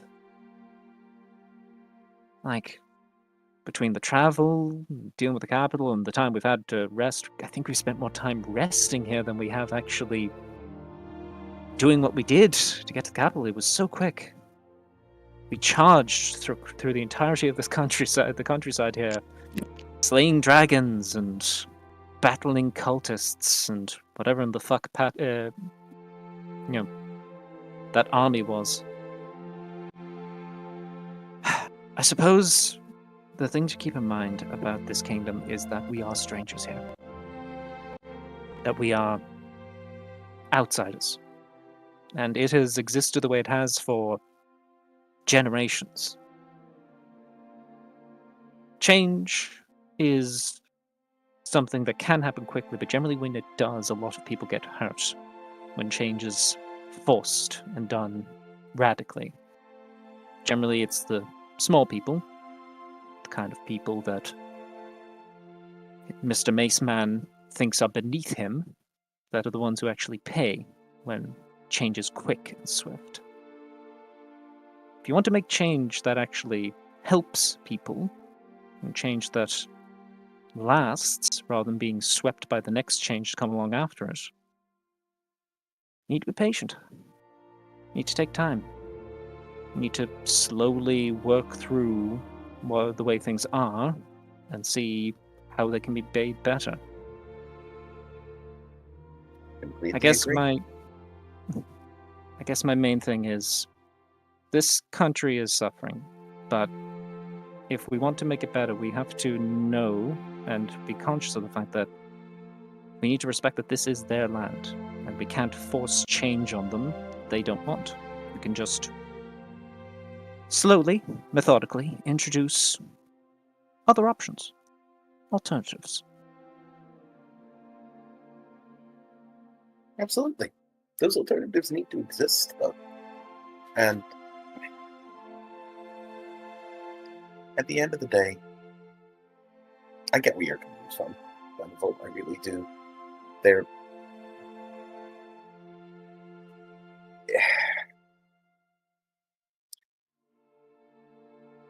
There's a lot of politics in all of this, and I'm not very good at that, I'm going to be honest with you. But what I can do for now is take the people that have decided to take the teachings that I've given them to heart, and I can urge them to go out and make a difference on a smaller scale. On that smaller scale, I hope will become a medium scale and eventually become a large scale. And at the end of the day, if I'm in a position to make things better for everyone, isn't that what I've always been told I'm meant to do? Far more importantly, is it what you want to do? Of course. No, just don't forget that part. The whole meant to do thing, we're a bit past that at this point. The instruction and the structure that was enforced on you and what they told you were supposed to do was kind of fallen by the wayside. Now it's about what Suburbia Cress wants to do. Yeah. She's sort of stares off into the middle distance as she's kind of nodding to herself. Yeah, no, you're right. It's about what I want to do. And what I want to do is to make this place better. It's to help them recover and to deal with whatever problems happen to come between us, and she looks pointedly at him, and the end of that goal.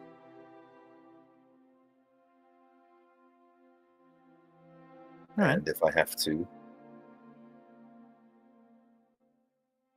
deal with some nuance along the way, then so be it. Anything that's worth doing is usually the hardest way to do it. Yeah. And on that note, I wanted to say, I'm sorry. What? When Why? What'd you do? nothing yet. I'm sure I'll have more to apologize for down the line. Don't you worry. I've got plenty more time to mess around. But You'll notice she before all looks that- legitimately, like, concerned. Not like, kind of, not like, kind of cheery concerned. Like, there's like an arched eyebrow. Bedvold raised a hand. It's like, I'm doing research in libraries in a safe place. I'm just poking my nose around. Someone might get mad at me at some point. Hey. But that's not what I was going to apologize for. What I wanted to apologize for was when we were at the camp. Gwyrlin, sorry, I've forgotten the name of the... Oh, what's his name? Motherfucker with the eye patch. Galarin. Galarin.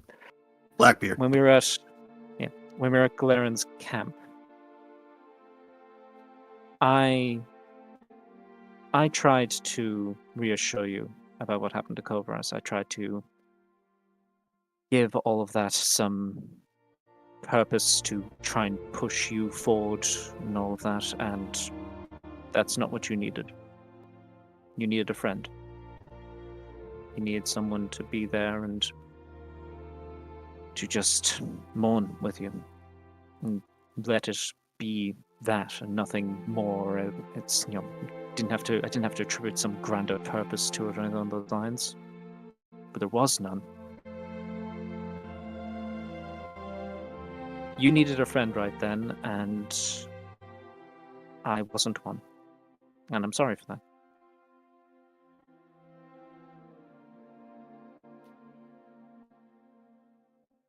Apology accepted. Thank you. I just... And she, like, actively pauses and kind of shakes herself a little bit and goes, no, thank you. Apology accepted. I'm going to try to be better about remembering that. Kind of from here on out, the whole follow the savior shtick is kind of... Well, I feel like you've got enough of that going on around you. And that maybe what you need more than that than a protector or anything along those lines is just someone who's willing to listen. Yeah, honestly, that would be very nice. It's hard, you know. That's a lot of expectations. Yeah.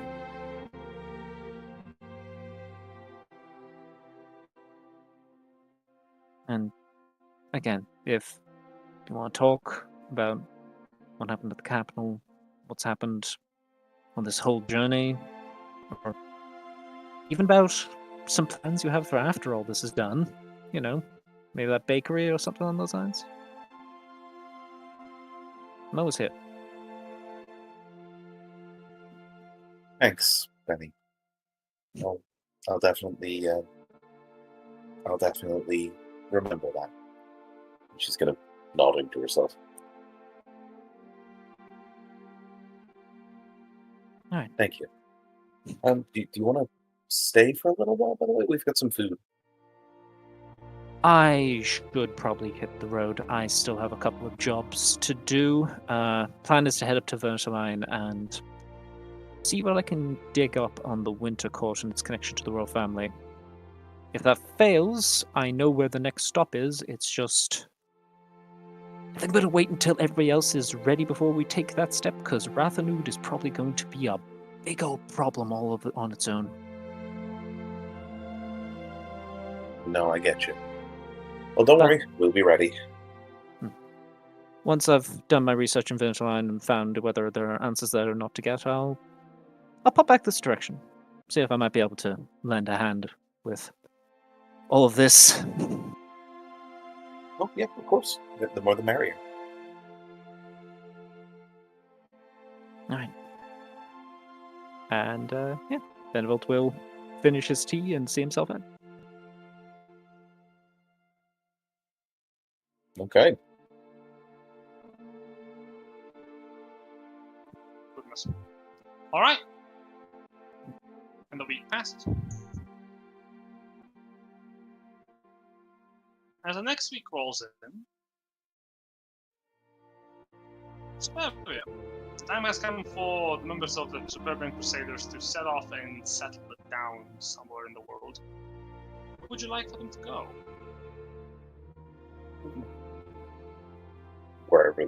Basically wherever the worst hit areas are. Like, if there's townships and everything that have been previously hit, I want them to help out there. If there's known areas of bandit raiding, I want them to help out there. Just wherever they think is best. Wherever they think is best, okay? Then, considering that you're giving them the freedom of action, most of your groups disband on their own. Now, small companies. Well, small companies of Crusaders head out to find their fortune and aid others in whatever way they feel possible.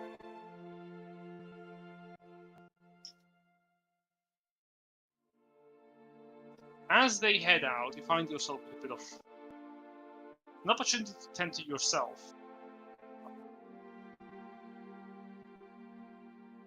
Managing such a group over a vast land such as this kingdom is going to be very difficult without the use of magic, and most of yours is spent. So, my question is how you're going to be how you're going to be spending the rest of your downtime, whether or not it will be with keeping contact with the members of the Superbian Crusaders, or whether you'll be doing something for yourself.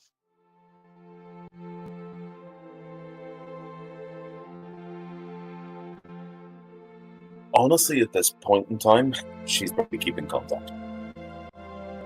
Okay. And how is Sue keeping contact with the appointed leaders of these groups? Is there any way that we can reposition some of them birds? Yeah? I don't see why not. And yeah, through that. I suppose she'd probably recognize that she's fucking exhausted, so she'd take some time. Couple of days won't do you any good, I'm afraid. Okay, sorry. I'm actually, just before I think of that, I got something I gotta quickly take care of. Can you bounce to Benny and then come back to me? Of course, yeah, no problem. Benevolt, Yeah, you can take 2 turns. you leave Superbia Abbey and you head to Vermilion. You wish to search here to find answers in terms of the Feywild connection between the kingdom and, of course, the Fey of the Courts. But when the Lions does not have much to offer you, you can make a check, but it's going to be difficult. Okay. With that in mind, Benny's going to attempt to exert himself a bit here. And I presume this would be like an investigation check. That would be actually history. History. Okay. Benvolt is going to exert himself slightly, and he's going to burn one of his spell slots to enhance ability for the history check, if that's alright. Alright. I'll allow it. So he'll burn his last second level spell slot in order to enhance ability himself, and he will attempt advantage history. It's really good. And this is a very difficult check. The history of the kingdom is well catalogued within Burning the Lion's holds of knowledge, and you have to beseech the Baron to actually see his old family's counts. But you do. And you find some very interesting bits of information, particularly regarding to the royal family. Hagrid was crowned as King of Rubria upon conquering the kingdom's land. He successfully earned the crown with a particularly strange fashion. After the goblins and the ogres of the region were driven away and defeated, the king found that there were great troubles with the Fae, who had a strong hold within the region, as the goblins particularly kept good relations with them, and he found mischief abundant. That was until, eventually, it was rumored that the kingdom made a deal with one such Fae to bestow peace of mind to the populace, but in exchange the king would have to do a task for the Fae. It is rumored within the House of Burning the Lion that during the founding stages of the kingdom, a group of the most loyal individuals from each noble house, along with the founders of each noble house, ventured with the king into a domain of delight, one of the most specific forms of Fae authority. Because the Archfey that overlooked... Oh, you're good out. I know this. Because the Archfey that overlooked the region of Rubria as its mirror domain to the material plane, it was rumored that the king dethroned, or made a pact with. History is uncertain. What is certain is that the king came out with his own crown. A crown that was given to him by word of the founders of the noble houses in a meeting between the Fae, the leaders of men of the kingdom, and a divine being, according to history at least. With the forging of this allegiance, the crown was bestowed on the king. To this day, it is recognized as the symbol of authority for each member of leadership of the kingdom of Rubria. And it is one of the major reasons why Krundina ever aligned with Rubria to begin with.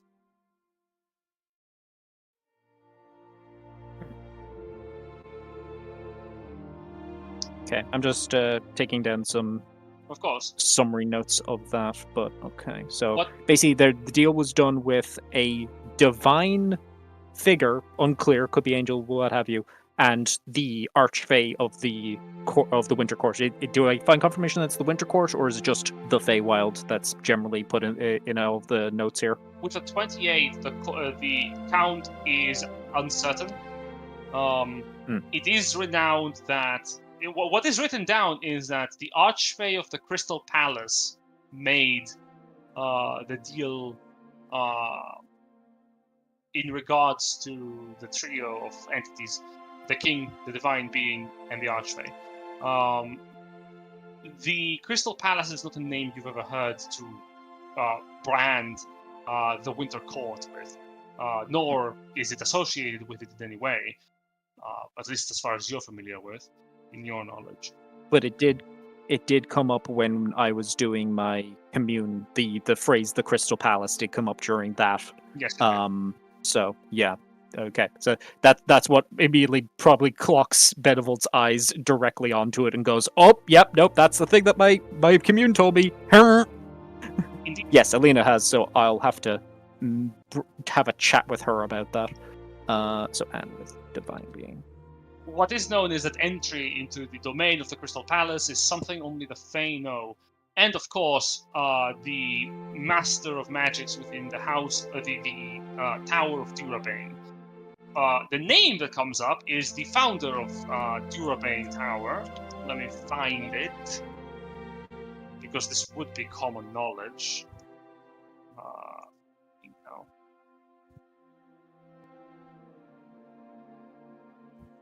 The founder of Durabane at the time was Darian Durabane. I will post the name. An Archmage who has history back to the Empire of Magiana. In particular, he was the Archmagus of Conjuration. He left the Council of Mages that led the nation in a desire to pursue arcane studies in the frontier away from the laws of the Empire. Under allegiance to King Hagrid, he has served as a tutor to arcanists within the Kingdom of Rubria, and he is responsible for many of the mages that for a short period of time attempted to dethrone the king in a small scuffle that is remarked as the Rebellion of the Mages. It is one of the main reasons why arcane magic is frowned upon in Rubria's past, as it is seen as a gateway for outer planar entities to manipulate the minds of young would-be arcane wielders. Darian has been branded as the most responsible, and ever since, leaders of Durabane Tower have been tasked by the kingdom, particularly the royalty, to teach magic in a way that is safe and under the doctrine of of priests who serve arcane deities, or whose domain falls into arcane knowledge. Ever since, no leader of Durabane Tower has shifted from this paradigm, with the exception of the most recent, Alvodanus Durabane, who has very little respect for authority. So Alvodanus is the one I've been talking to. Alvodanus.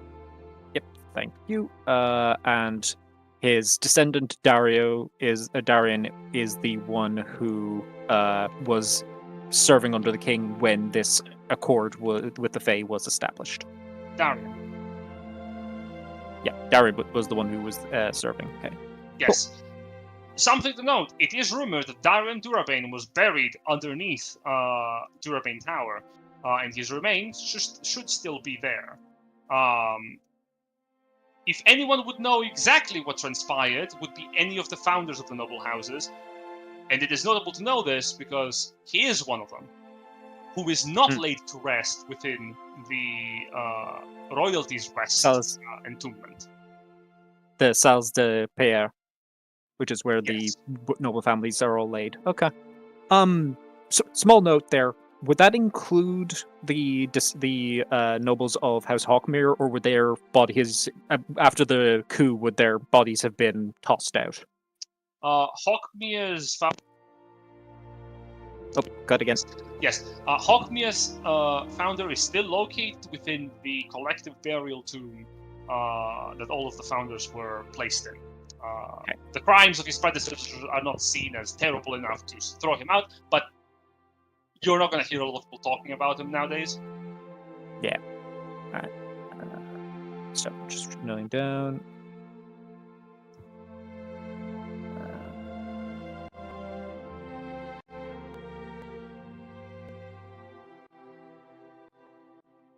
Durabane Tower. Cool. So that is a Dante thing to do if we want to have a quick chittity chat.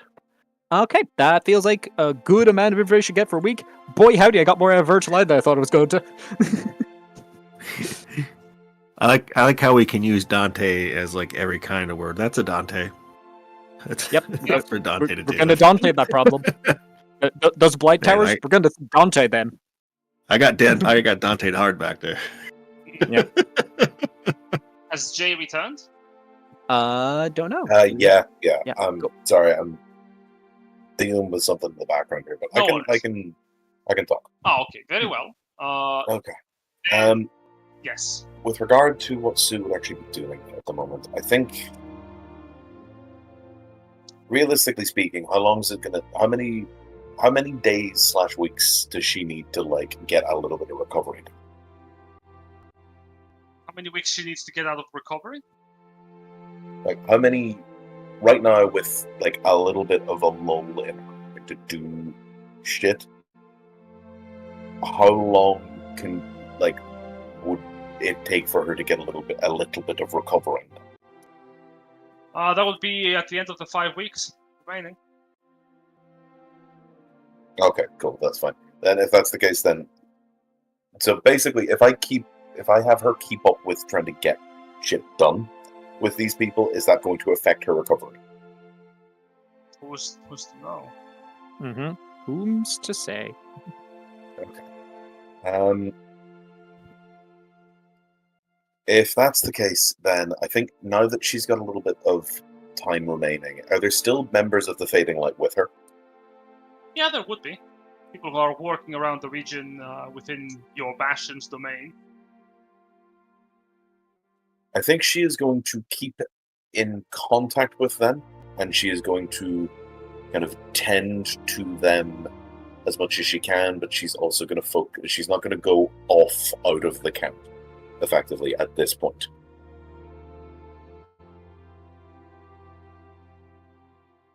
Okay. Because she You will spend work with the time- ones that have stayed behind, but she's not going to go off adventuring. Alright. And you stay. Watching over them is not hard. They are mainly treating most of the people who have suffered the worst of the war's effects.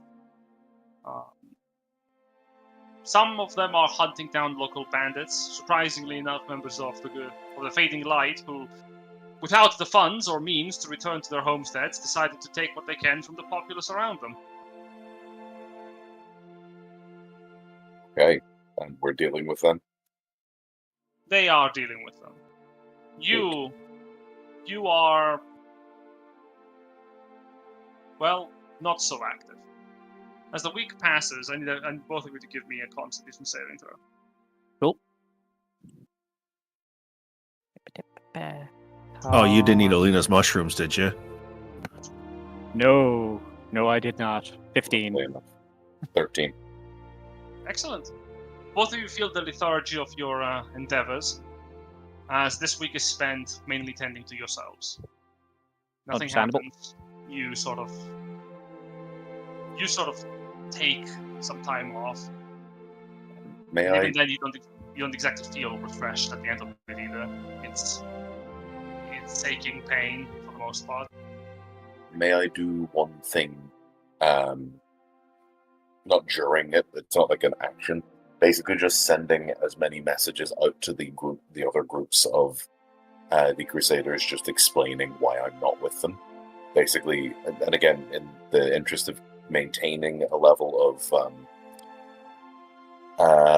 transparency with them, literally just explaining, like, I still haven't recovered from my time in the capital, and I'm going to attempt to do so now. Very well. Make a concentration check. Concentration? Yeah, Yes. another con save. Do you have Warcaster? Boom. Yeah, Jesus.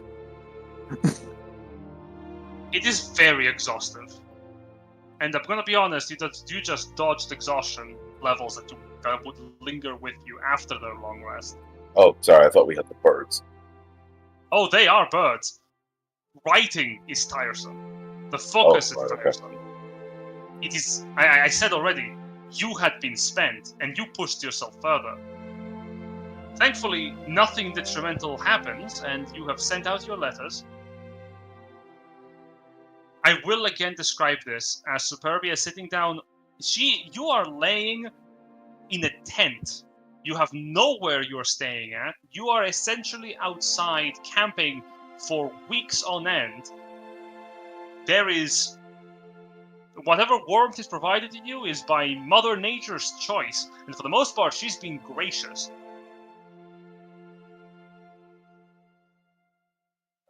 But it if is that's still the case, tiresome. then yeah, no, that's good. To give you an understanding of your situation, because you're not in a comfortable home, you're in the wilderness.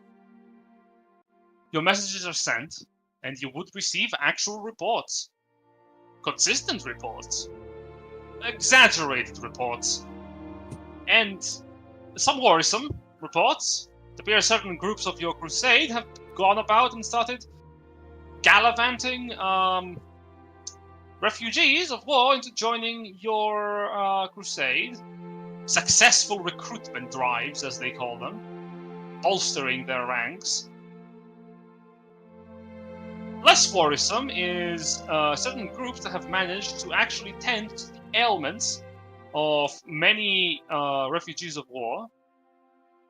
Some very bright news being that there has been a single group that had successfully managed to fight off an incursion of animated dead from the animating curse that took effect nearby one of the bastions that your allies look over in Hueco Mundo. Well, that's fantastic. Overall, it's positive news. Are we sure they didn't just kill some of Dante's boys?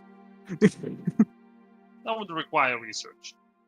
Okay. For old time's sake. Oh shit. Yep. As See you later. Experiences, So what the fuck? I need both of you to give me another Constitution saving throw. The DC is lowered. Con save. That's Jesus, 21. so can I use the group inspiration? We have 4, so it's up to the group. Actually, no, keep them for more important shit. That's fine. You feel the effects of exhaustion once again, Superbia, and you take another week off. It is overbearing. You want to do stuff, but your body is stiff and opposes your will. On the good side of things, you do feel your magic start returning to you slowly. Vestiges of the divine slowly returning. Is praying out of the an option? Something you have realized, actually, halfway through that week is you haven't prayed a single time to Bahamut in a recent while, have you? No, but it's kind of off doing important religious things. Of course. Thought that'd count. Of course. It is for his sake, after all, that this is all happening. His name. Exactly. 13 Hell Baphomets. Yeah.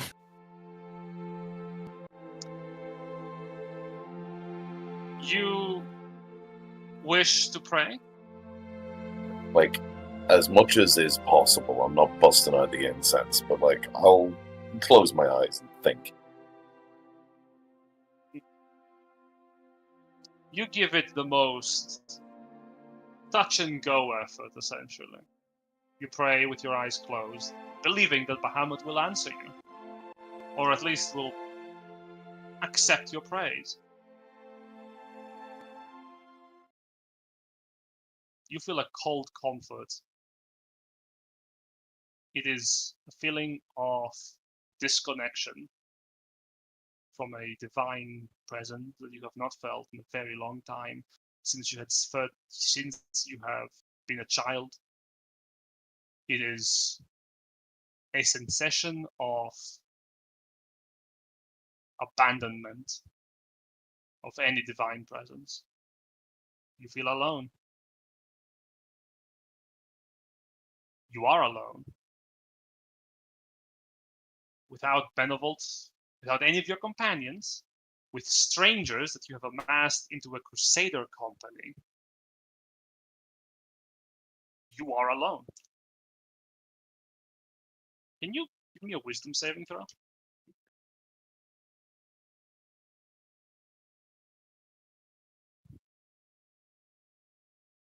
Oofa. Good. That's a good job. Nice.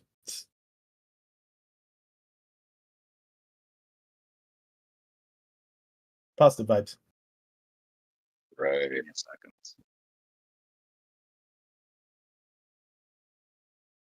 I need to find something.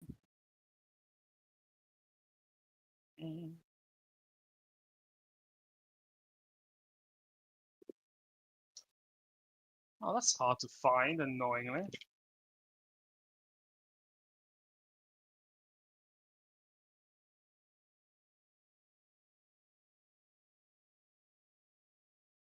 I'll just find it here then.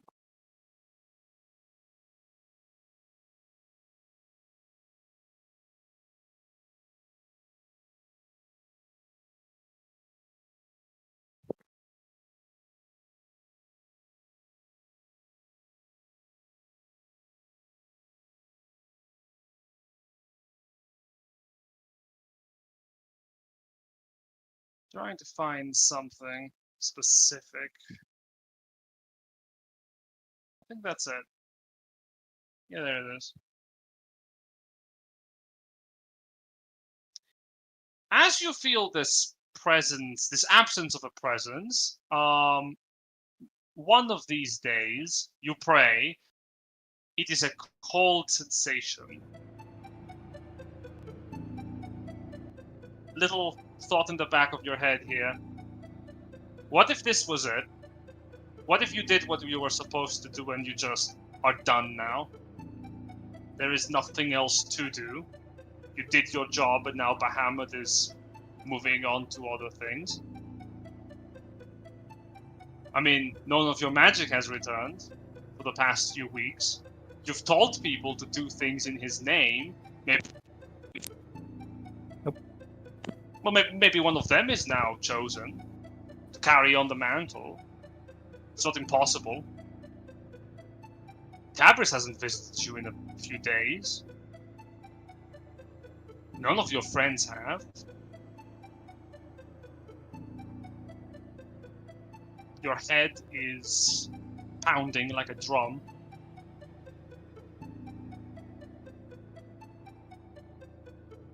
Does this mean anything to Superbia? Oh, she's fucking terrified. Give me another wisdom saving throw.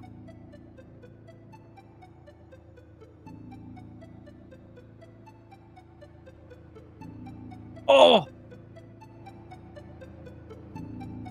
Let's The see what thoughts, happens. as the days pass, the thoughts do not leave you.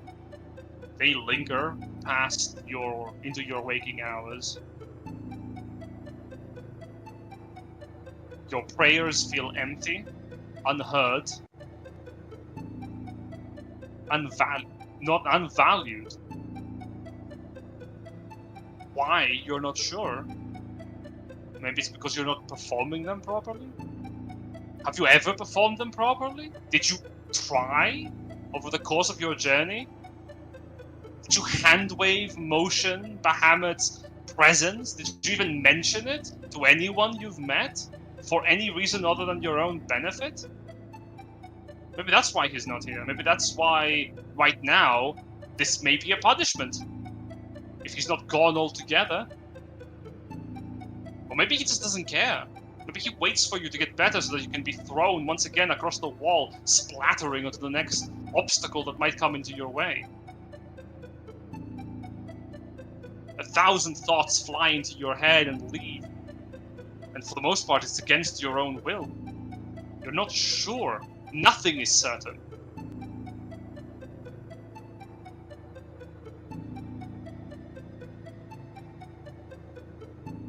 How is Superbia taking all of this in? It depends on, like... Sorry, Jen, how much of this am I, like, allowed to control, effectively? The worry? Intrusive thoughts are difficult. You can control it as much as you want to. As much as you, well, can. How is Superbia trying to handle it?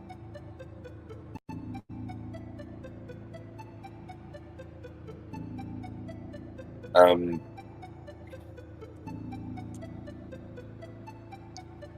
think at this stage. Okay, I'm kind of lost on the rules of engagement here. So,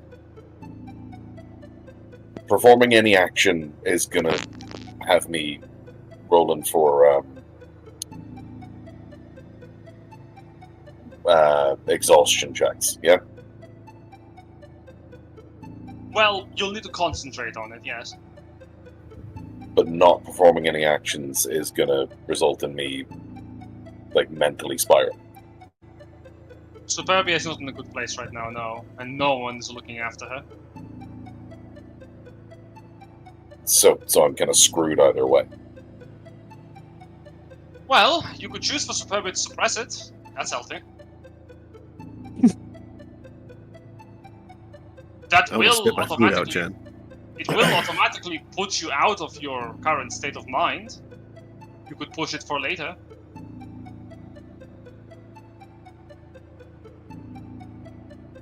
If you don't want to deal with it at all. If you're uncomfortable with the situation, you can choose to say, I'm not comfortable with this. That's not how Superbia would feel. That's also fine. Choice. Can you give me a minute? Yeah, of course. It's just you and your thoughts. Says he'll give you a minute with his freaking countdown music playing in the background. Right, the music's just making me The uncomfortable. song I have here, it's so much. Yeah, the second I heard there's like Stars in Time, cool. Yep. All right, we're C4. Oh, it's from there! Right, I was like, where? Like, Yep. it's so familiar. Yeah. This is the music for Oh No, You and like died. entropy, death, and inevitability. Fun. Right. I think it's a very good track to question your existence with, you know? Oh, absolutely. Yeah, like this playing every time you die means you are just staring at your own death, going like, okay, do I get Oh. back up and throw myself into it again? Let's go. That's why I've been hearing it in my head since the late 70s.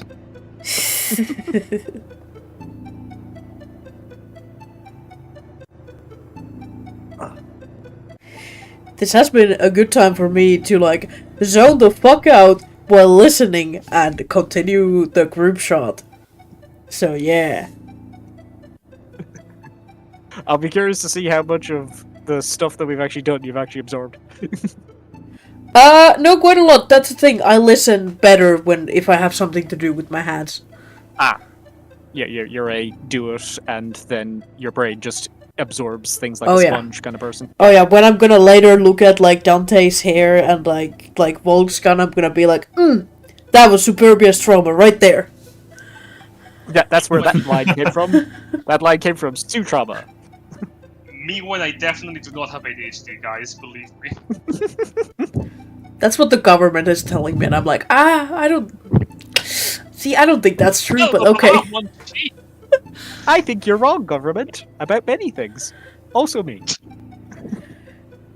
Artist, ADHD, it's hard to tell the difference. We won't give you a cert for ADHD, but we will give you this arts degree. It's the same thing. Yeah. And therapy. Oh god, I wish.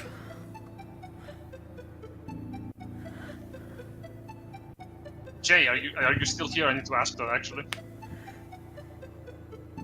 He Oh, may have okay. taken a step away. Oh, he's thinking. Okay. Yeah, he in the Yeah. deep Maybe thought. let's circle back to that one a little bit later. Yeah, maybe I'd go to Yeah. We just leave Sue with her anxiety for Yeah, a while. We'll because come that's back to her. as one does. Well, I mean, she's fuck off somewhere else, and we're all fuck off somewhere else. So, Okay. I have a Okay. question. Oh, Is a valid answer to this problem to counter it with the big man actually told her so? It Like, is. literally said, no, this is all real. Yes. This is all very real. You could counter him with going, he chose me. My purpose is not done. I am still here. He still supports me. You can choose to go with that. Yeah, that's what we're gonna go with.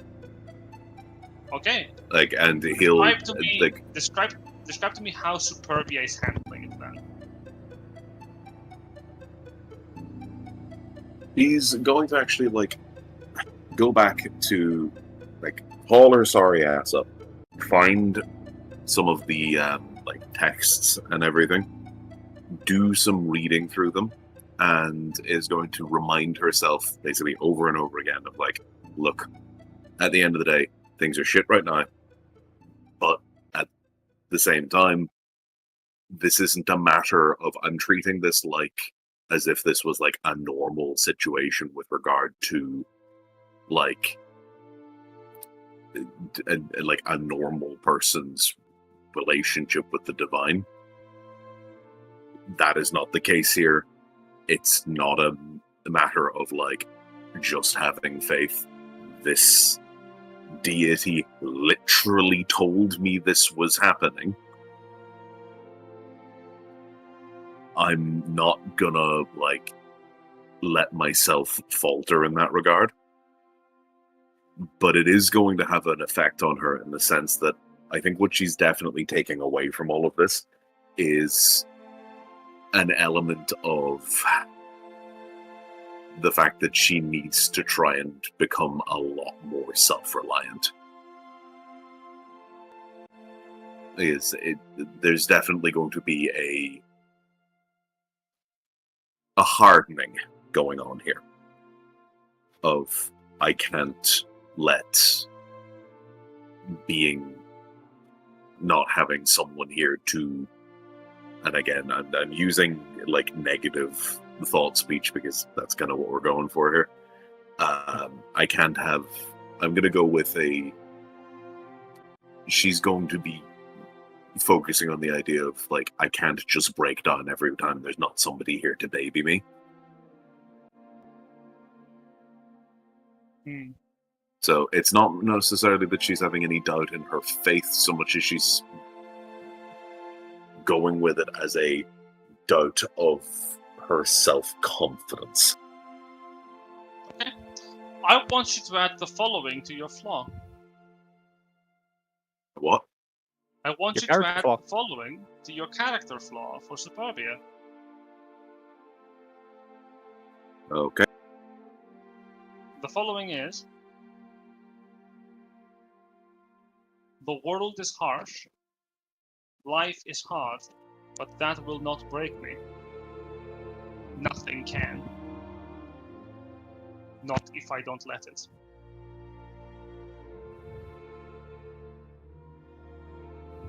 Done. For better or for worse, Superbia grows determined and that a little bit of that emotional core fades to give way for an individual who can take the brunt of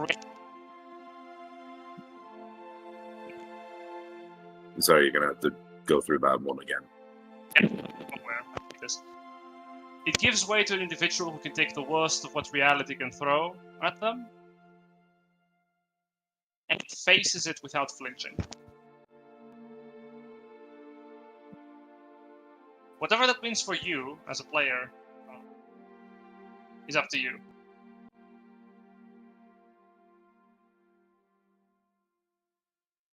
Cool. By the by, I'm probably going to have to head in about 10 minutes. Of course. With that in mind, the rest of your downtime, is there anything specific you wish to do? You've run out of your acclimated specifications for what you wish to do for your downtime. I guess the rest of it's just recover. Fair enough. If I may, what Benevolt's gonna probably do is come collect Sue and bring her to Vanbridge so she has somewhere that isn't a tent to sleep in. if Sue is willing to consent to that.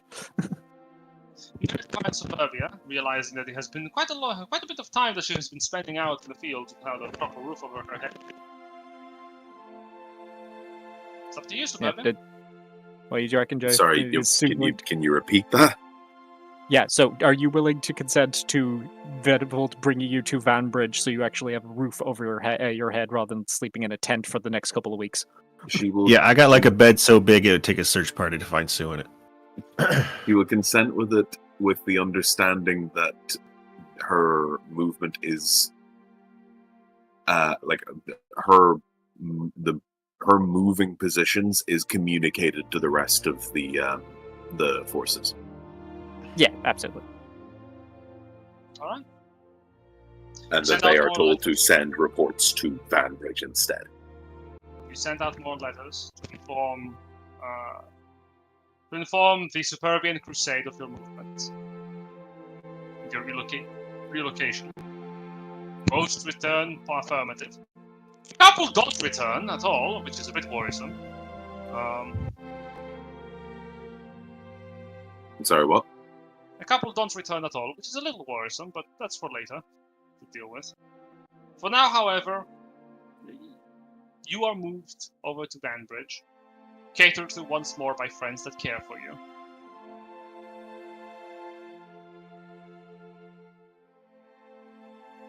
Wonderful.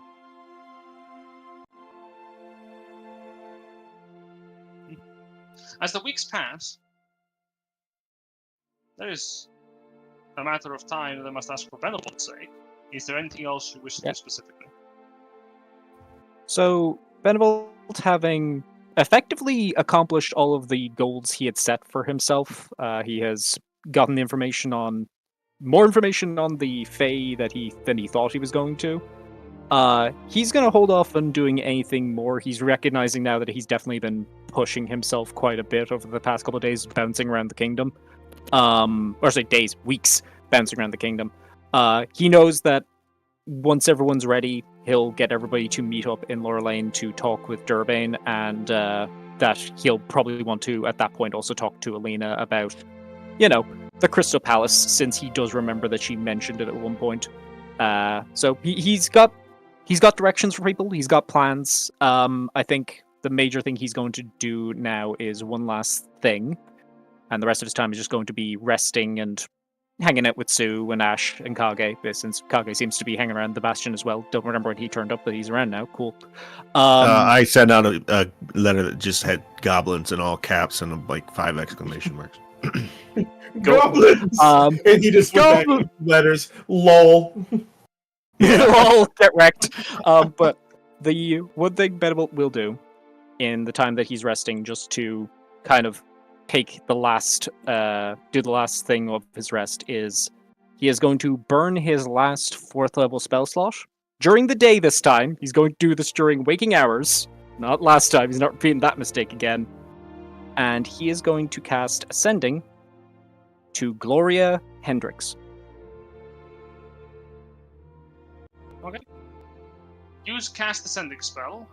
I will post in the chat. What do you wish to send? Hi, Mum. It's Benny.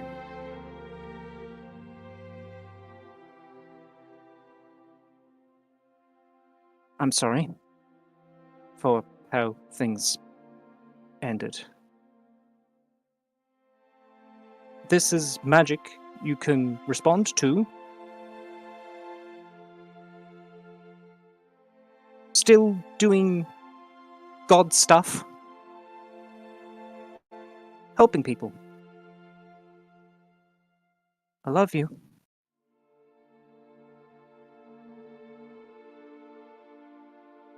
See ya. And that's 25. You send your message. It travels through the world. A few moments pass. You receive a response.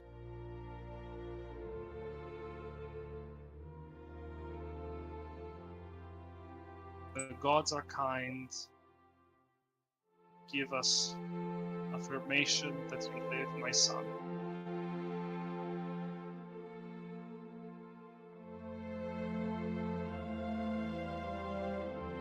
Wherever you are, whatever you're doing, we are proud of you. We love you.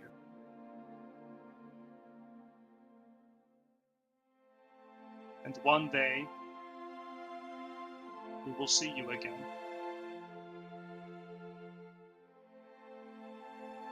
Until then, take care.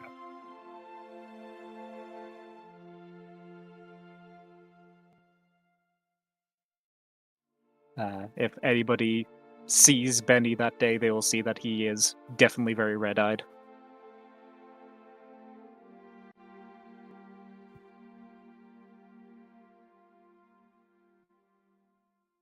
And that'll be him. Other than that, he will appropriately rest. He will just take the time to recuperate rather than pushing himself as he has been.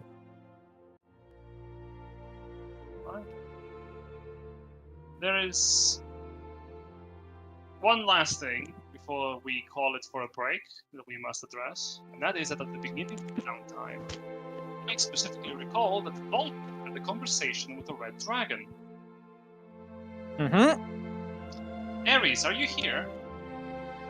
I am here. Hi. Wondrous. We'll say that the conversation with the Red Dragon at the start of the week ended with the dragon going, "Pause that. I'll come back to you 2 months' time. Or a little more. I will Alright. talk to you then. So that not to break continuity. And we're gonna go on a break. Alright, do we want to set a time when we'll be back? Let's say 5 to 10 minutes at least to give people a breather. Alright. We will keep going 1 to 2 more hours. But yes, both in the break so we can talk about things ourselves. Oh Jesus Christ, your bike is dying. I'm gonna put us on the break screen. Yeah, you We need are a- going to...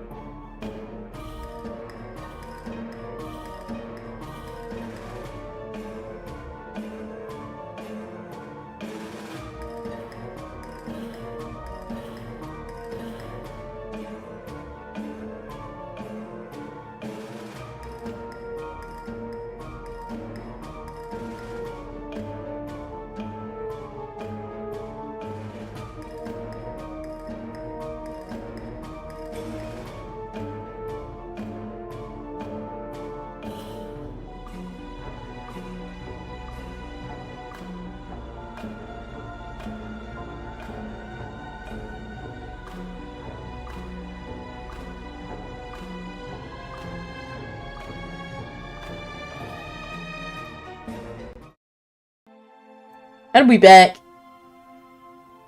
Welcome back, everyone. Jen hopefully has less mic issues. Hopefully. Maybe. Fingers crossed.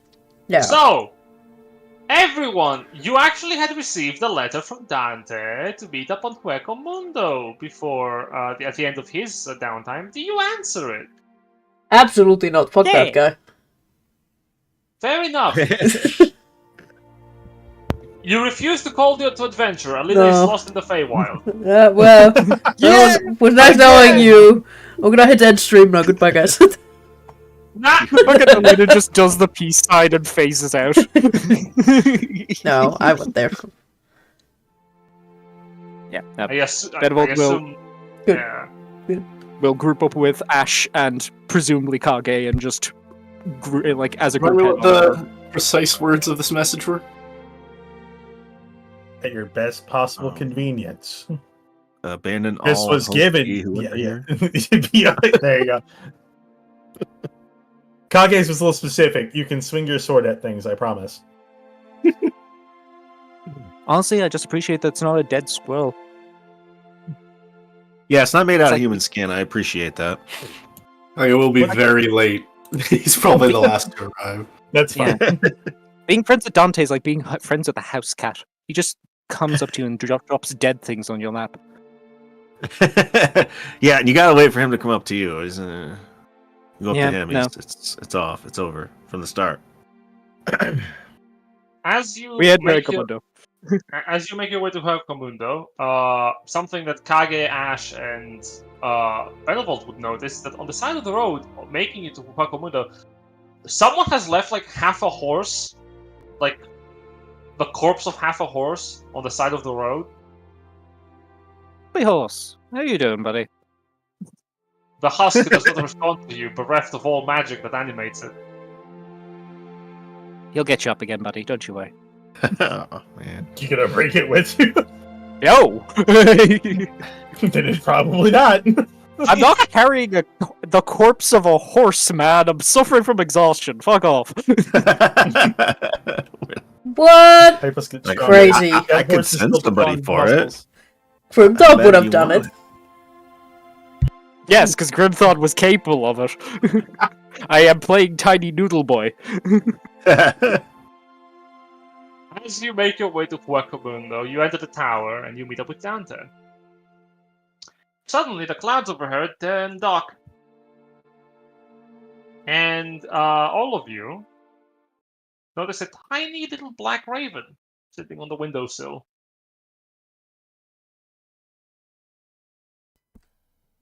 I don't. I'm like the fuzzy that. on the whole religion thing, Benevalt, but is that like a bad thing? That, I believe, is our friend Pyros. Kind of look over to Volk. I thought you were holding on to him. I thought he was a dragon. I thought you killed it. It's a long I'm just glad story. he's not on my grass. She'll go over to the window and open it and kind of hold out a hand so it can perch on her finger. It's open. There's no window. Oh. It's just a hole in the wall. She'll hold out a hand. It's made of stone. The raven flies, and as it flies into the room, it animorph shifts its fucking shape, like gradually, very quickly transforming from bird to person, wearing a long red coat that unfolds around it with draconic insignia. Before you stands a wizened human man holding a staff with balding head on the top of his forehead, but hair growing on the sides, on the back, long, and a long black slick beard. It's the evil DM from the Dungeons and Dragons Oh animated. my god, it is! Shut the fuck up! Badger? Shut the fuck up! How dare you say that? Fun fact, that character was actually based on Pyros. Ah, I'm crying. You see this wizened wizard stand before you, who, lightly bows his head in acknowledgement of the handout. Welcome. Thank you. As I have said to you, Reaper, without knowledge of your enemy, combat is merely bloodletting. I seek information. In exchange for it, I am willing to inform you. As I have already said to your companion, I wish to no longer participate in this war against you. Valdrozar is determined to keep fighting for this kingdom, and I myself am not. Can I insight I that? come to... Yeah, make an insight check. Or rather, I that will. that he's tired of this. Well, I don't fucking know, man. Dragons, I don't like Yeah, them. I don't. We should let her. I will insight also roll attempt inside. an insight with my superior insight. Here we go. There we go. That would have been so awkward if you failed that. Yep, and- 6. You look at this creature, you're like, man, that's a fucking dragon. I don't know, this thing could want to eat me for all I'm aware of. 29. I'll send you a private message. Understandable. But yeah, Alright. Venables basically trying to get read on, okay, when he's saying I'm out of this war and I don't have interest in it, A, how truthful is that? And B, what does it... Can Venable guess at what he might actually want? Oh, actually, no, he doesn't need to guess at it. He knows exactly what this guy wants. He wants what's in the Celestial Observatory. I had that confirmed by God. God told me what you want. Alina's looking at this man, and she looks really fucking tense. Like, she's not saying anything, she's not preparing anything, but she pretty much looks like she's ready to jump this guy. Dante will prepare a cup of tea and hand it to him. I'm not going to be a rude host. Says I don't even know if he likes tea. Tea goes right through me. I have to imagine a dragon would, what they demand, like a red dragon like this would demand that their tea was scalding hot at all times. The message is sent to you, Benevolt. Yep. Cool. I don't think that was sent only to Benevolt. Did you? Oh, is everything? Oh, right, because you have also control of Benevolt as a character. That's Oh, Whoopsie right. doopsie. Whoopsie doopsie. Anyways. Don't worry. man. Everyone knows Silver can't read English. What? What the fuck? Nice of you to qualify English. I specified English. Somebody told me once in Scotland that my English was very good, and I don't know if I should be offended to that.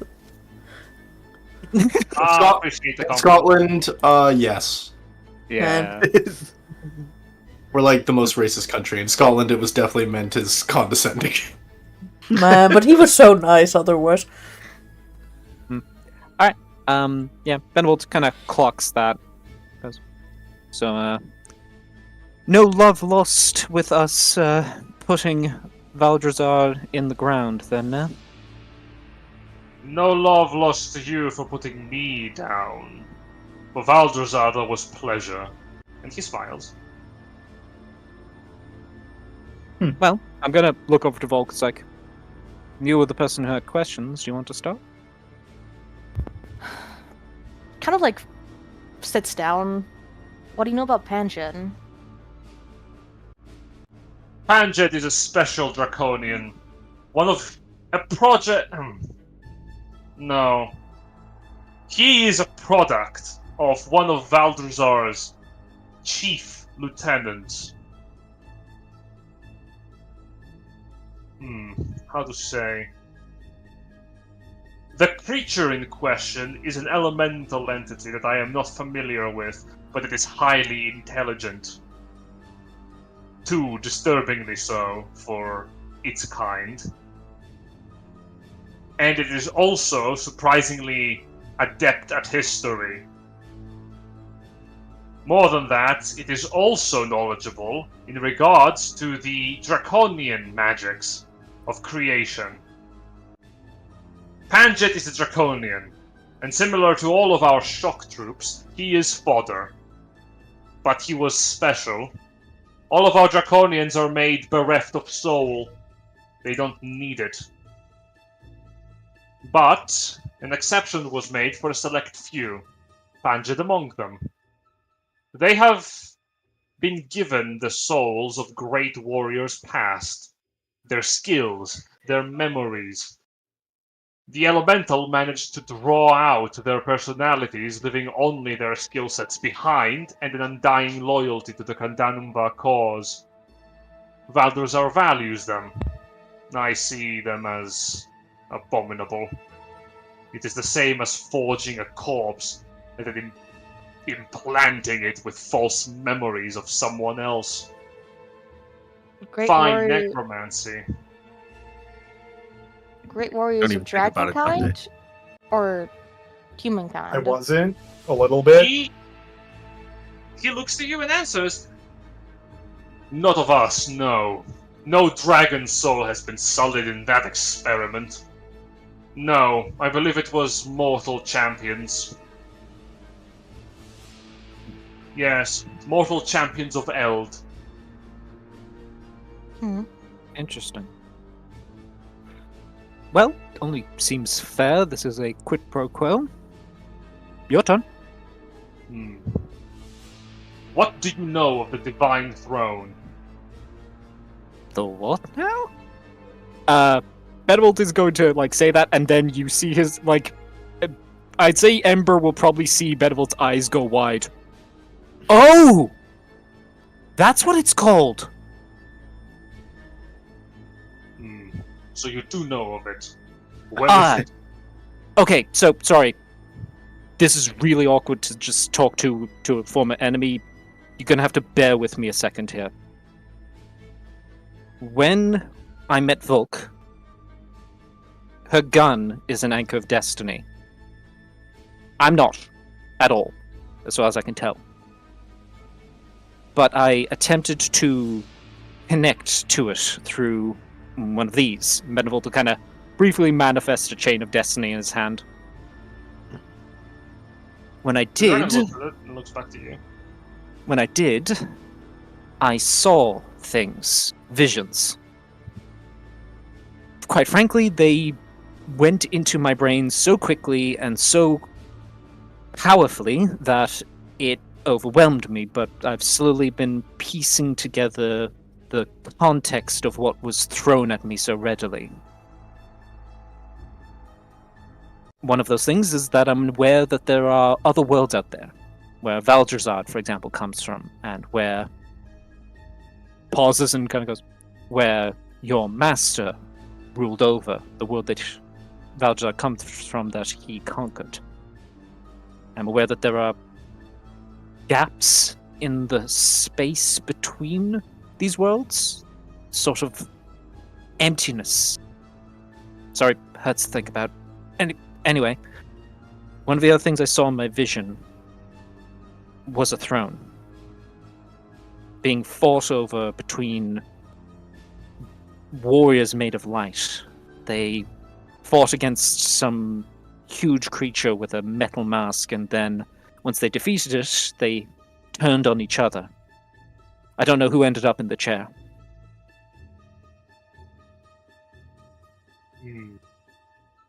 Do you know where the throne is?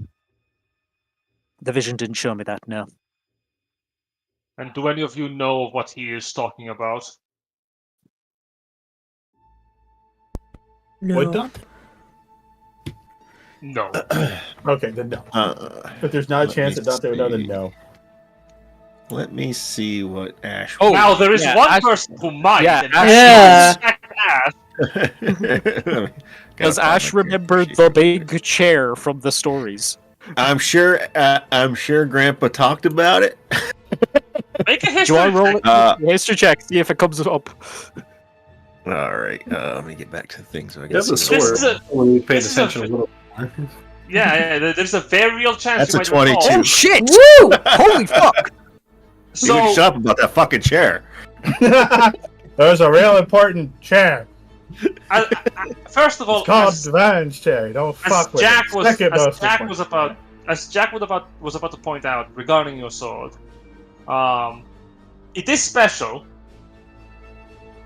but you also do remember from your own time listening to grandfather's stories when you were a child, he did mention how one of his friends was stuck in a chair, what he called the big stupid chair, the golden chair, that kept my friend like stuck in place forever.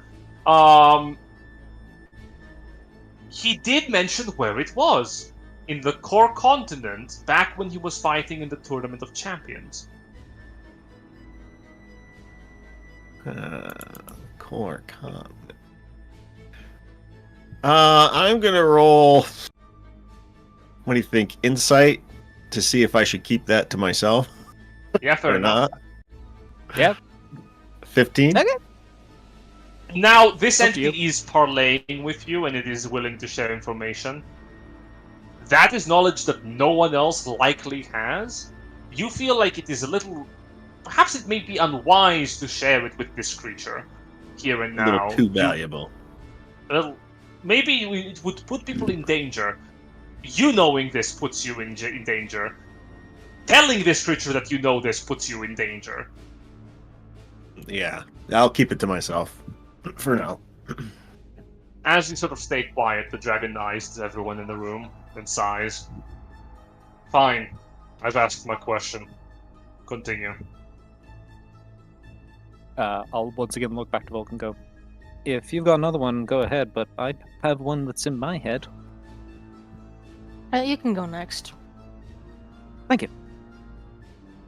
Alright, Pyros, I'll use your real name. Ember seems a bit disrespectful.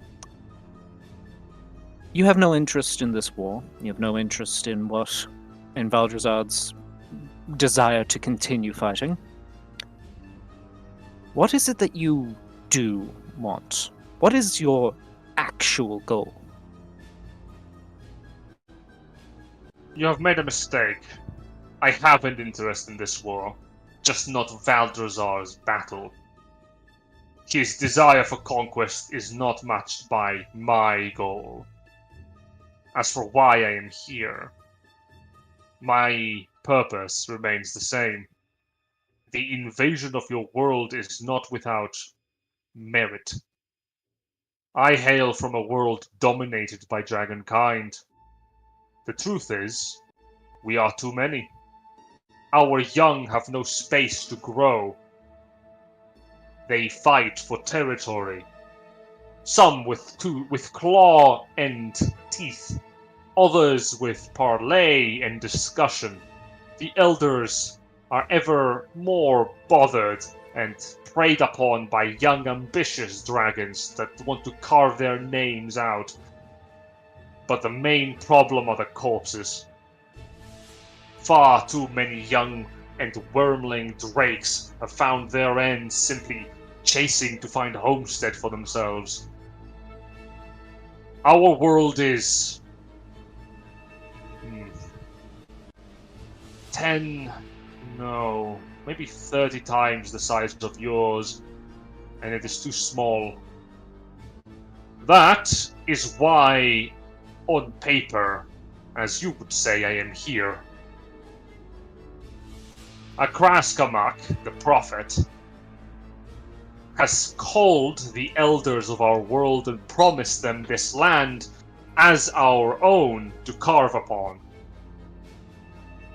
All he asked for in exchange is one tiny thing from this world: the bones of his father.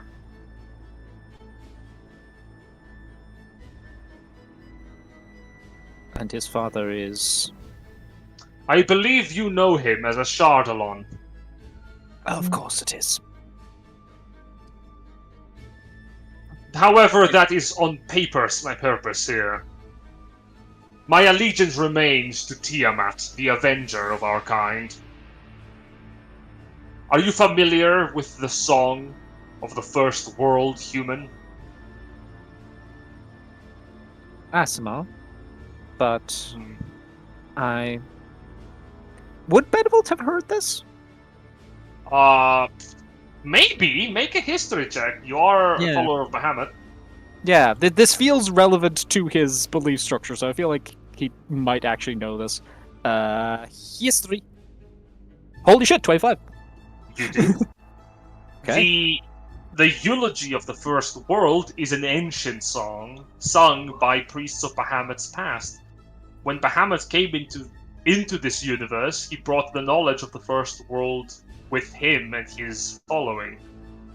It is said that the first world was the first in creation, before any other plane of existence, made by Bahamut and Tiamat.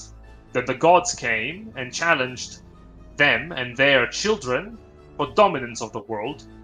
They won, and in their success, they destroyed it, killing with a 20 fucking 5, killing what is rarely even talked about, the sibling to Bahamut and Tiamat, Sardior, the gem dragon. Oh shit. God. With his death came the death of the first world. And ever since, there have been two camps amongst dragonkind regarding how they handle it. Bahamut, having settled into the pantheon of a distant plane as one of their gods, attempts to mingle in with the rest and try to find common ground, where Tiamat, in her fury, she wishes to avenge the first world by killing everyone else and having dragonkind inherit everything. This results in the two gods fighting against one another, both in the same way that siblings would, as well as deeply, deeply hurt individuals would. There's layers to the truth behind the battle of dragonkind, and it is all found within the eulogy of the first world. Upon you realizing this, the dragon does not continue the combo. He realizes that you do. Yes, It stays quiet. the fall of Sardion and the differences between the siblings in regards to their opinion of how to deal with that in the aftermath. I see fight on the behalf of Tiamat's ideal. We will not succumb to the uniformity that Bahamut would have us all fall under.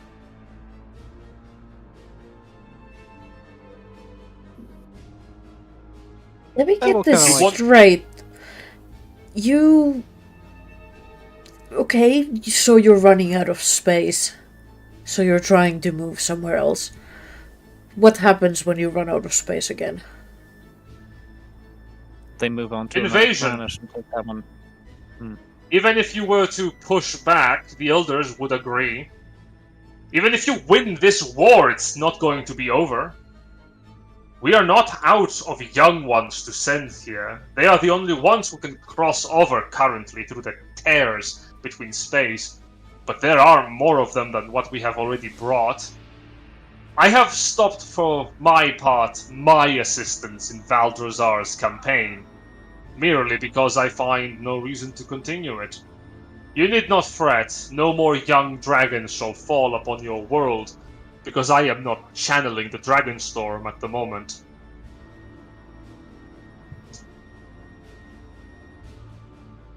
The world's 10 times the size of ours, and you're still overpopulated. You will... Even if you win, you will just cover this place in dragons, and then what? You will run out of space, run out of resources. Why? Shouldn't you have some other issues you should be fixing rather than trying to conquer new land? Ah, but that's the truth of it, isn't it? A short-sighted plan for creatures that live long as we do, isn't it? Indeed. To answer that question, you need to answer one of mine. Understandable. We Do need you know dragon an tanners. individual by the Yeah. Do you know an individual by the name of Varric Baravan? Kind of look at Federal kind of everyone. like scans. with Yeah. Yeah. There's no point in hiding this one. Yes, Yeah. we do. He still lives, Nice mustache. Yeah. so he He- is here.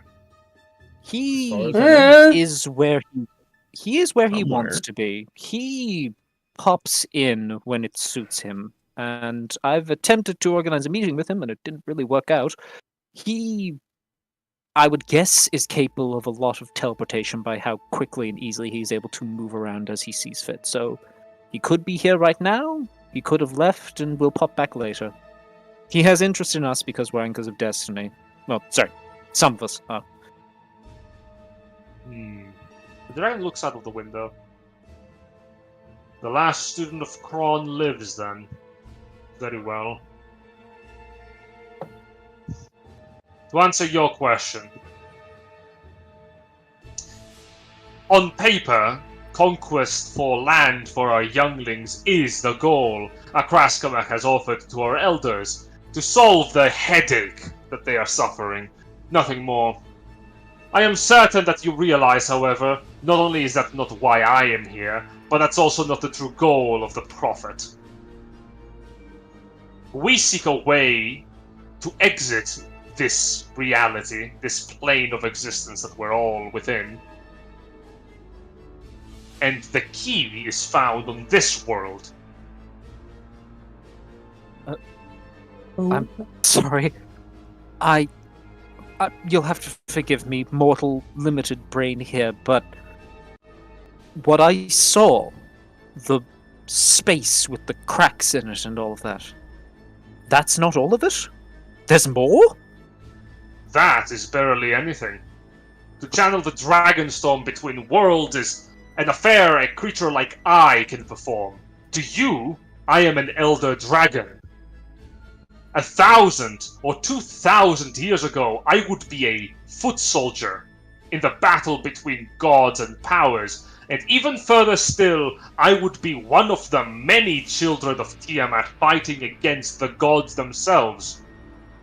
Were I fortunate to have been born that time. Alas, time does not favor us. This is nothing. And as it stands, it is only going to get worse for you.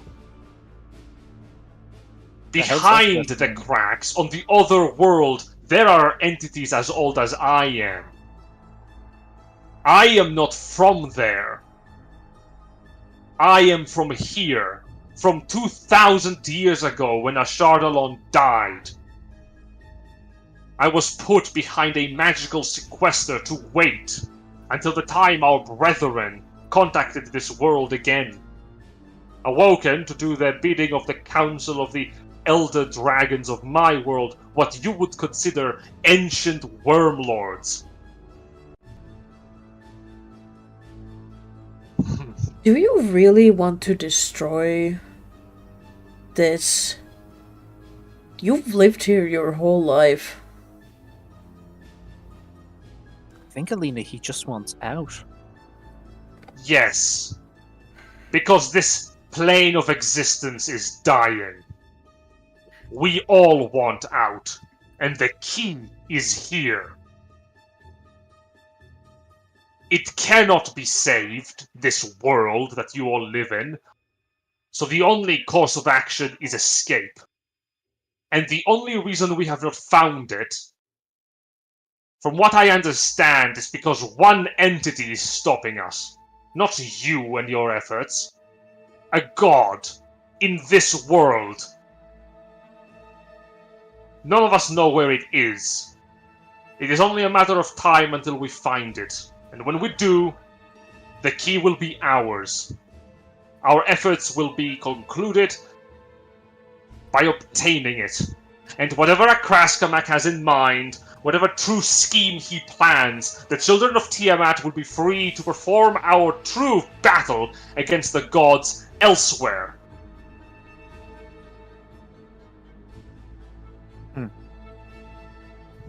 Well, just a stepping stone. Do not take it too personally. You are significant. In fact, you are the strongest mortals I've had the displeasure of fighting against. And that says a lot. Yeah, Thank it all you. comes back to power. Well, we've asked a good few questions in quick succession. You've been kind enough to clarify some points. I think it's your turn. Hmm. He ponders. He ponders a lot, and then he asks, "Do you believe that the gods are good to you? Your gods, the ones you worship?" I don't really worship Everyone's any gonna- gods. Yeah, Bedwell's gonna kind of look over to Dante. It's like, you want to take this one first, or should I? I mean, mine's just plain and simple. Yeah, I enjoy his company. Keeps me on my toes. A lot. Hmm. Gotta be ever vigilant. You never know when there's just gonna be a random bucket of water atop a door. Then you open it.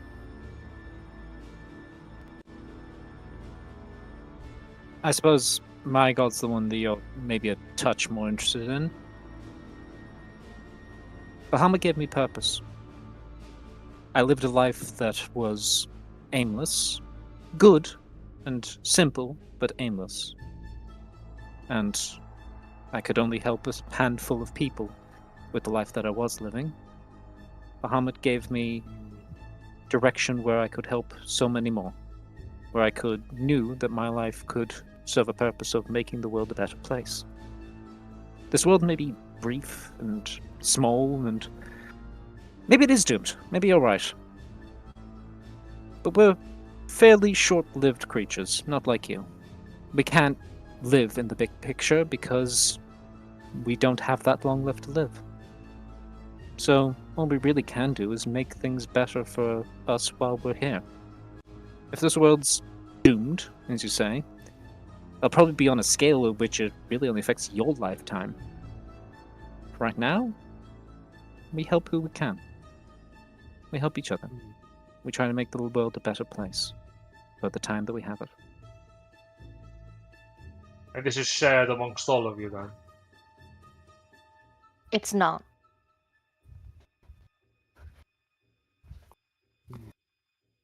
I'm at a bet against God. Still working that out.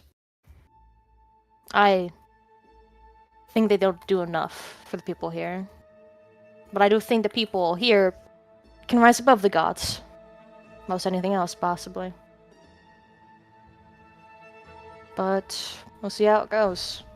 She was really right.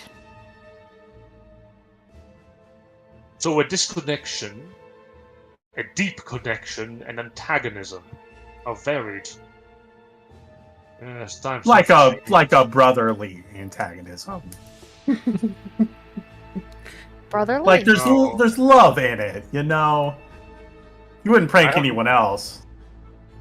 Oh. I have met mortals who disdain the gods. They follow Valdrazar with great zeal. To find them opposing us is...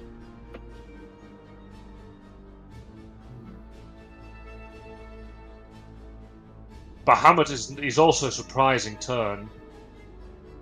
We have dragons who are favored by him, who speak to him. To know that he's fighting for both sides is putting things into question. And a mortal who aspires to win a bet against a god is unreal. Unheard of. I think the gods can be better, and I am to prove them wrong, that what they're doing isn't enough. The gods cannot change. He looks out of the window. That's why we make them change. Also, on the point of Bahamut, perhaps he's listening and helping out the ones on your side, because what he's trying to find, Bedwell kind of gets a little smile, is like, is a compromise. Something where dragons and people can live together in harmony. That does, if you remember, kind of fall under his general umbrella, as opposed Elvain to your lady. pops in the mage's forehead. Of course. I can see why you are favored. Yes. I'll take that as a compliment, Pyrus. Fine. Right, our question. Anyone got anything? I mean, maybe. Does this tie in? Does this tie into what you're after at all, Dante? A little bit. He might have some information in regards to the degradation if you want to ask about that. I was gonna ask about Yeah. Valin, but you can go ahead. Oh, actually, yeah. No, do you want to do Valen first, and then we can come back to degradation? Oh, it's very personal, so you can. Let's start with degradation. But it matters, Alina. It's okay to be a little selfish. I have learned what I needed to learn. And I believe, he turns around, his expression is not softer, but not antagonistic. It would benefit you more if you acquired the information that you seek now. Ask what you may. If I have the knowledge, I will share it. Valen, go. I want her gone painfully as possible. That is something you will have to act upon yourself. Well, I cannot. there is something else that I've been wondering. She, unfortunately, is master of poisons and whatnot. There's not much I can do to her, given, How does degradation affect dragons? Ah, yes. Degradation in its pure form is toxic to us in a different way to mortals. For mortals, it saps them of life. It turns them to husks of age. A perfect way to kill someone. No magic can bring you back from such a state. You are gone. Off to the afterlife. For dragons, it is emboldening, but detrimental. The body ages upwards, but the mind remains the same. The memories do not become better. We've attempted it. It resulted in the creation of a monster. The volunteer was irrecoverably lost.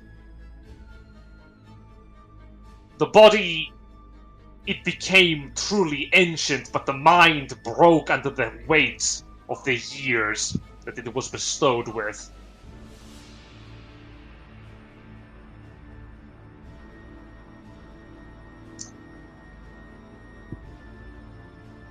So, and pardon the question, but my knowledge is rising here. Is there any answer to what happened to the dragon's soul? Considering your kind souls don't just exist in one world, do they? Warped, unfortunately. The echoes of the dragon were irrevocably damaged in minor and major ways. The closer the soul was to the body that was warped, the more the damage was evident. It is a monstrous act to bestow upon a creature as noble as us. Small exposure is detrimental. It is a daze. It took about 30 minutes or so of exposure for the effects to become truly horrifying. As for the soul of the participant dragon, it is, needless to say, still present, but the mind is gone. Once it dies, it likely will not join Tiamat's halls in hell. I shudder to think what the knock-on effects to it in other worlds are. It is more like a nightmare. Imagine your own body transforming beyond your control, and you can do naught but watch, feel the after effects. Mm-hmm. Yes. Look to Dante and Alina with a kind of a, wait, what? We need to talk. Okay. As for using degradation against Valen, again, unlikely possible. I do not even know if she is within your reach. She lies within the Feywild, as was her mission. What? Valen was tasked with capturing the attention of the Feywild, amongst other dragons of significant prowess in the arcane. I believe she was responsible for the corruption of the Summer Court. Ah. That explains some stuff. That indeed explains. I do not know if she has been successful, but I do know that she has strayed from her mission and has even made deals with various Fays, attempting to gather power for herself and her own safety, away from the rest of our reach. And us, by the way. I mean, does she know what happens with the degradation? Yes, she did work on it briefly with Valdrazar's lieutenant. She is responsible for one of the strains that was constructed, one that can afflict even the dead. Ah, got it. That's not great. Dante, did you have another? Met her with a lot of degradation when we... Yeah, we Yeah. did. Dante, do you have another question in regards to the degradation? Because I've got one more, if... I just want you to Friend, confirm something for me. The person you got that from, he is in Blightheart, isn't he? Yes. Who? Can you tell me who the man who stole my face is? You already know of Valen, yes? She is the Yes. one who supplied it. But who's the man who stole my face? That I do not know. I do not keep tabs of every underling that my allies have under their command. I barely have any of my own. I find them terribly in need of attention. But he is in Blightheart, then. Yes, And indeed. we have a destination. I have 2 more questions if you're willing to humor me. They're simple. I am not humoring you, Asimar. I am bestowing gratitude. Understood. He looks over towards Volker. To spare the life of a dragon is not a common occurrence. Especially not for That- one. That is what I am here for. And once I am done, I will leave. Please finish your tea first, but I think you did. still there. It's Can I not poison. Can I make a request then? He looks suspicious. A scale. That's all. He growls. And he reaches over from underneath one of the underneath a part of his robes, and he presents to you a pristine red scale and hands it to you. You'll take it. My 2 questions, and again, they're simple. Where are Ashardalon's remains? I believe one of yours have it. He ponders for a bit, and then he looks over to Volker. Yes, one of your nations does. Yours in specific. Ah! That makes sense. Yeah, he was Hmm. killed in Gavaria. Okay, they've kept the remains. That's... You know what? I trust them with it. It's probably fine. Asharilon's remains cannot be broken. Can the remains of any of the power? Nope. Don't ask that. I said 2 questions. I'm going to stick to 2 questions. Last question. This is the last question from me. Anyone else can ask whatever questions they want, but what is it you're going to do next? What is it that you're planning on doing next now that your business with us is concluded? I will leave this continent and let Valdrozar die fighting for it. In the meantime, I will seek my true goal elsewhere.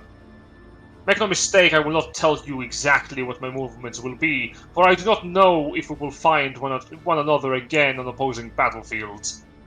Seek me out, and I can guarantee to you the battle will be fierce. As for where I will go... I will go to where the answers to finding the throne are, and once I have them, my movements will be precise. Unlike the rest of my kindred, I find little reason in subterfuge and manipulation tactics when it does not suit me. Well, I think I can speak for myself, maybe not everyone else, but myself when I say I hope that what you find is a way out that doesn't cause too much harm to anyone else. You seem as though you have little interest in this place, and frankly, I think this place has little interest in you. Agreed. Maybe I'm you be capable careful in of- what you find. Make no mistake, each of you who follow the gods of your own choosing, you are marching to your own incarceration. And there are many dragons who would want to see you dead for your loyalty. If you want to keep your head, move. Oh, I was gonna say, If if that- you ever want to come back for tea and games, that's fine. If that will be all, then he turns around towards think the so. window.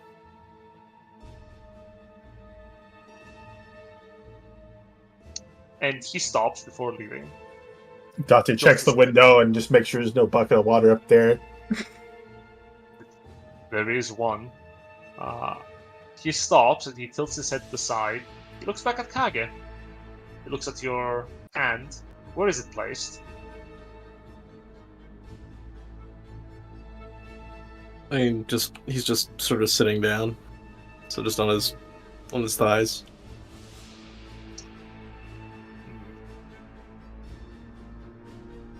That relaxed. I do not forget that it was you who brought me low that day. Though it was a shot that took me down, I recall your marksmanship.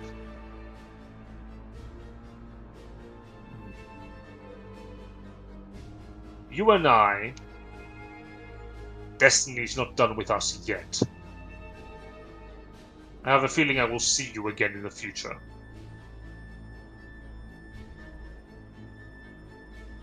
He turns around towards the window. Your kingdom may not have what I seek. And if it doesn't, then it will be safe.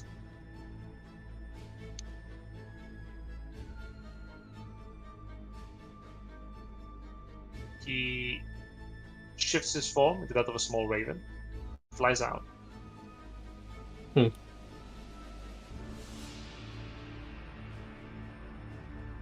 Okay. I don't Ugh, like that anyone he's. else? I don't like that he's free. Anyone else's breath been held for this entire time? No, I don't breathe. Yeah, I know. I know you don't. I know you don't, Dante. Did you all receive my gifts? Yeah. About that. Yeah. Yeah, it cost me a good cook. What? What? Maybe don't send He's the talking ones about the with mushrooms. Yes. Okay, that That was a lot.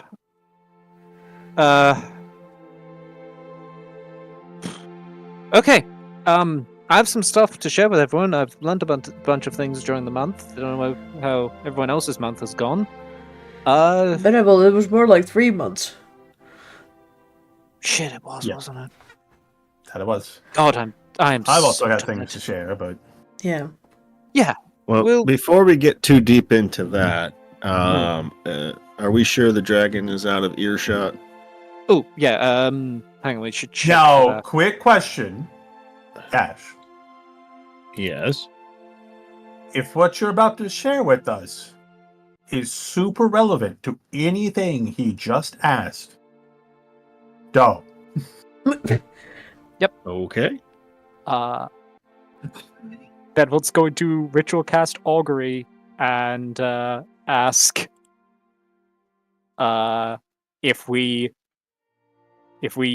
if Ash talks verbally about whatever is on his mind, will it end poorly or positively in regards to Ember hearing it? Wheeler will. You cast the spell of augury. Yep, I'll throw it in chat. Doop-a-doop. Doop.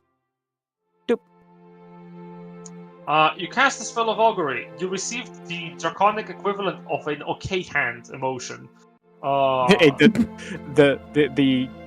the way Bevel thumbs up. casts the way that Bevel casts is he has a coin or like a symbol of Bahamut that's marred on one side and he flips it up into the air so it lands on marred side up. He's got a thumbs up and a thumbs down. It's like, yeah. And as it lands thumbs up, and you go, "Yep, that's we're safe to talk." Yep. Suddenly, you feel as if someone punched you in the gut, hard. Why? As a You spike okay, of Benny? magical, And slip. as a spike of magical depletion hits you, you feel winded. Oh, come on! It's augury. It's not that deep, buddy. Ah, Are you okay? no, I'm so fine. when your god says rest, he means rest. He means sit the fuck down. Apparently. Ow. Did your god Stop just, calling this number. did your god just punch you? He gave me a real telling to for overstretching myself. What the apparently. fuck were you Ah. doing? I was sitting and gardening, like, for most of it. Didn't you I've been rest? information. Dante leans out the window. I've just been teaching these people how to read and write. Yeah, They for- wrote books. For the I- record, Alina is looking fucking radiant. By the way, like compared to everyone else in the room, Alina is looking like refreshed in her lane, flourishing. I do I- want to say we need to be careful going back to Lower Lane for reasons. Don't worry about it too much. They might just ask a few questions. They What invited did us to you a do? party. What did you do? Oh, about that. We probably shouldn't. Oh. Probably really. Right, Oh. okay, Oh, there's no. a lot we need to talk, and we should talk. Yes. Yeah, let's get something to eat and have a chat. Of course. I will have my finest new chefs do that. And then I'll order takeout. So I Speaking noticed that of none of fusion- you have my children mushrooms that I sent you. I'm so They sorry. were dead on arrival. Ah, well, that's unfortunate. I haven't. What mushrooms are you talking about? I haven't seen anything. I don't think you have a spot for her to send them to. Yeah, I That's didn't fair. know. I don't know if it has to. I didn't know where you and Sue were. So It's okay, Benny. Ash puts his hand on Benevol's shoulder. You didn't want to hear the screaming. I mean, I am- mine had more babies and then became normal mushrooms. I am so glad Well, I went to that's nice. Versailles. I feel like I But missed they a lot walked of off. nonsense. What do you mean it walked off? Oh, okay, fine. By the way, speaking of eating, Dante, Mm. how have you seen Elena? Or What? What? not Elena. Ayla? Ayla. Yeah. She's fine. She's out there. We were supposed to take a trip, but certain things came up. That's what I wanted to talk to you about, actually.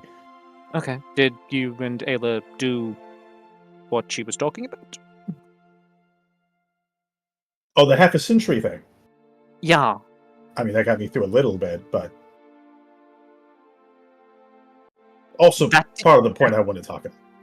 Okay. Let's get some to eat and talk.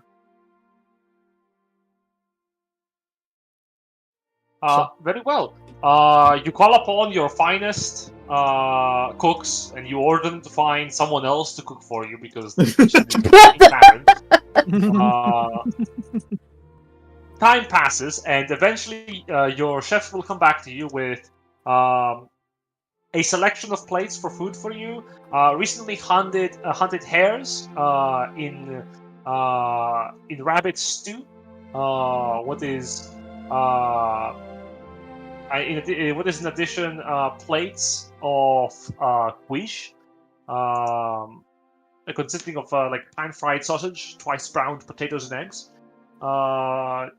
So you get a couple of plates of green onion pancakes, which is essentially like an appetizer, pan-fried.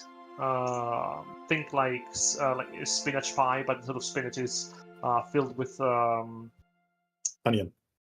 not a little bit of onion, a little bit of sliced greens, a couple of scallions sorted on top, and for the accompaniment of your drink, you get your selections from glasses of Kayeth, which is essentially coffee, an aromatic brew of roasted beans,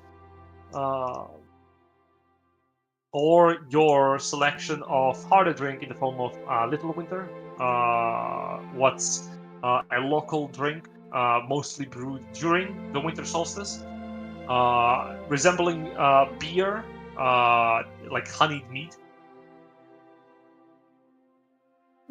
As the food is presented to you to sit down this and is talk, good. Dante looks is like, guys, I'm shocked. This is actual food. one of the people actually looks up to you and says, well, actually, most of the food we've been receiving have been from people around the region. From Vanbridge, we've got the hares, because we've had people come over and thank us. You cooked this. You made this, right?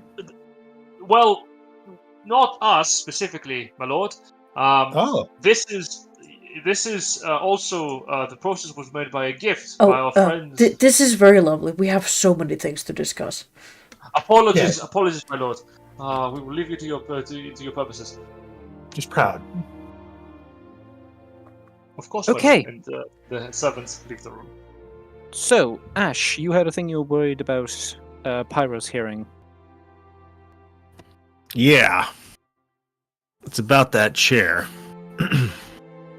Okay. Pretty sure I know roughly where it is. What? Oh, fuck. Is this one of those situations where we should just... Why did Bahamut think that was a good idea for us to know? That wasn't Bahamut, that was the gun! Should we let you just know that knowledge and we will just acknowledge that you know it? So... I'm sorry, okay, so that means one of the figures of light that I saw was your grandfather, right? Probably. Okay. And remember when I said I saw a friend after the dragon, chomp chomp? I think that might have been the dude sitting on the chair.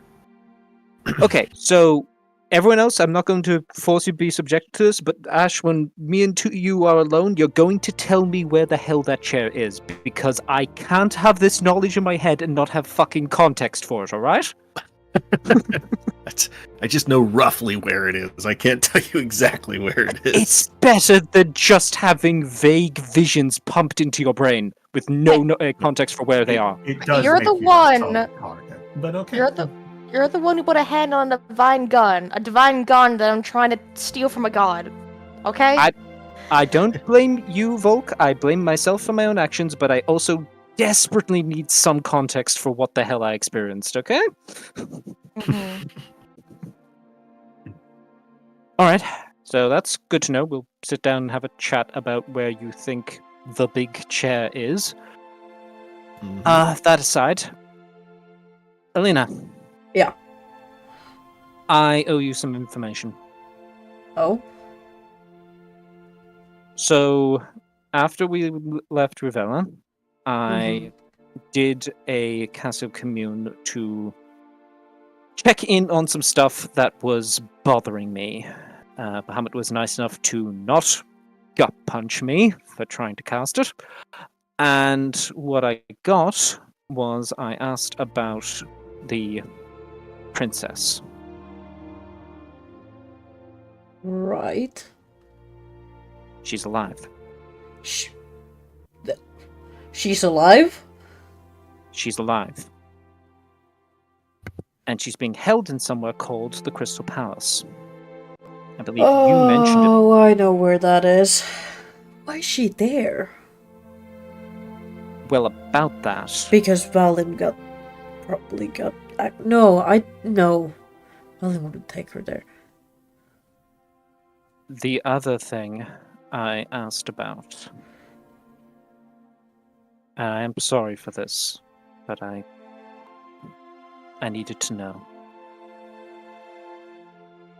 I asked if the person that you've been seeing in that mirror is really your wife. Right. Bahamut told me that what you're seeing in that mirror is what you want to see.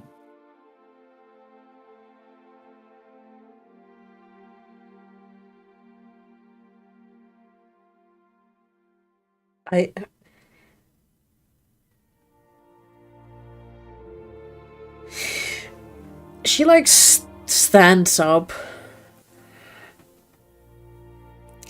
and there's again that like moment of there should be an emotion there that is gone.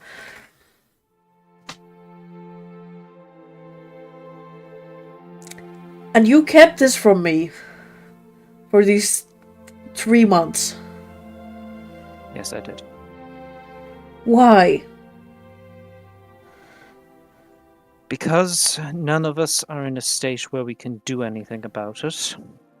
And I worried that if you did know, you'd immediately want to go do something about it and would spend the next however long we need to recover doing nothing but focusing and worrying about that.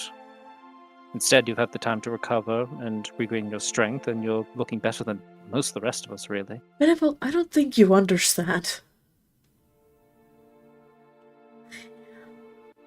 Not only for these 14 weeks, many months, I've been sitting here with this agonizing pain, not knowing what is going on with her, and now you're telling me I haven't had the faintest of clues of what's going on with her. I don't know how she is. I don't know where she is. I don't know if she's worried. I don't know if she's alone. All I know is that she's alive. Because of this stupid curse.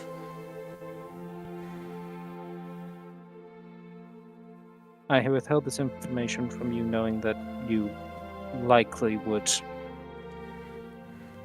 I was about to say hate me for it, but I'm sorry. I'm sure that's what you would be doing.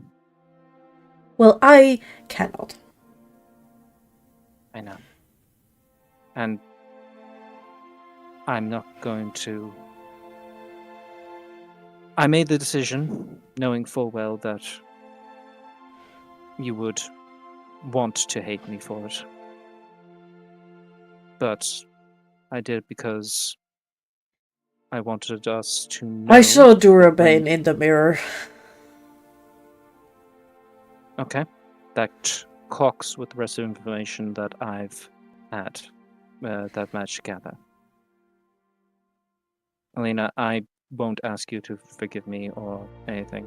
I am sorry, but if I had the chance to do it again, I wouldn't change it because I want to kill Valen. I want to help you do it. But if we were to go off like we were, in the state we were in, charging off after her, like you've done every single time. Every time something involving your wife was thrown in front of you by Valen, you just went off by yourself and were thrown into situations where you were forced to do horrible things against your control because you were given no other alternatives. Every time she's dangled in front of you, she's used it to manipulate you and control you, and I couldn't watch that happen again. If we're going after her, we're doing it together. If we're killing her, we're helping you do it. And you can hate me for that, or want to hate me for that, but I'm not going to change my mind. I'm helping you, whether you want me to or not. Not that I don't want all of your help, of course I do.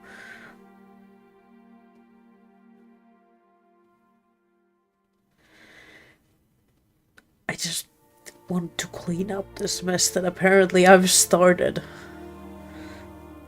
She's the reason why everything in my life is going so horribly, and I am the reason why she has gotten access to the summer court. And we're going to fix it. We finally have a leg up on her. We know that what she's been showing you through the mirror is bullshit. But also, if you saw Durbin in there, it means that at least part of it is true. I know for a fact that he's been dealing with the Fae Court. I contacted him, and he insisted that if we were going to talk to him, we do so together, because he is simultaneously controlling the defense of his tower, whilst also dealing with the Fae Court and trying to resolve things on that side.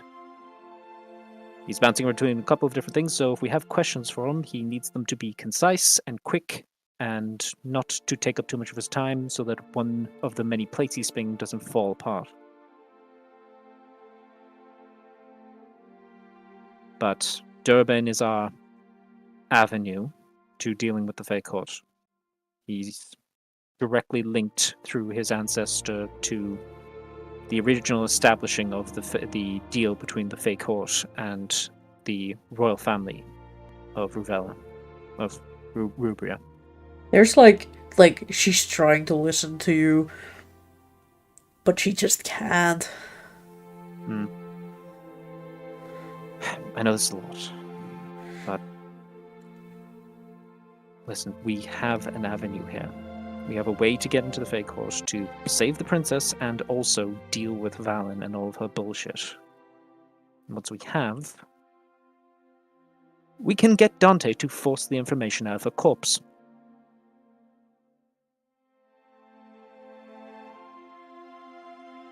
Try. Speaking of that, Dante, do you know a way that we could harness degradation? I don't want to spread it, I just want to use it against Valen. I don't, but I know someone that might. That aside, from the way that Pyros said it, wouldn't it empower her? It might affect her mind, but it also would make her stronger, wouldn't it? Only temporarily. Hmm. Eventually. Her mind is all she's got. If she loses that, then she has nothing. It's fair. It's fair. That is if you want to go about that route. I will point out, I don't think Valen's as strong as Ember, and we kicked the living shit out of him. I would like to have her choke on her own poison, but at the same time, I know that's not gonna work. So...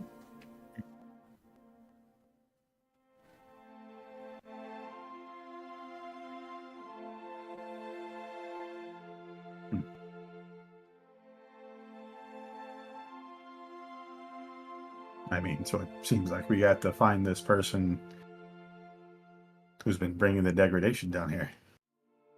Yes, we need to deal with that. We need to deal with the Fae and the Celestial Observatory, which I have found an avenue to get to. Oh, wonderful. Hmm. Though I feel like maybe Blightheart should be our first priority. If we deal with Blightheart, that does free up Durabane to be more helpful in regards to the Fae stuff.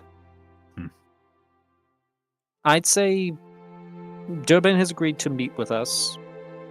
Well, Let's just put this out there. The person who has been giving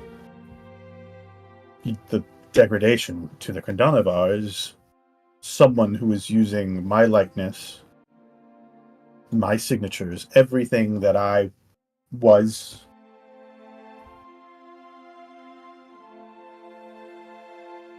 And so my people are actively trying to kill me. And there's no telling when or where they will attack. Okay. We'll deal with it. But as I was about to say, Your Durbin has agreed skeleton likeness?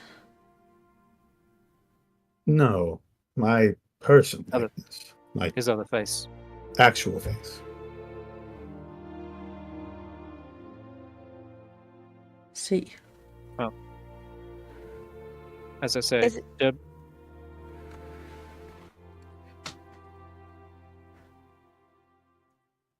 Did you ever think over?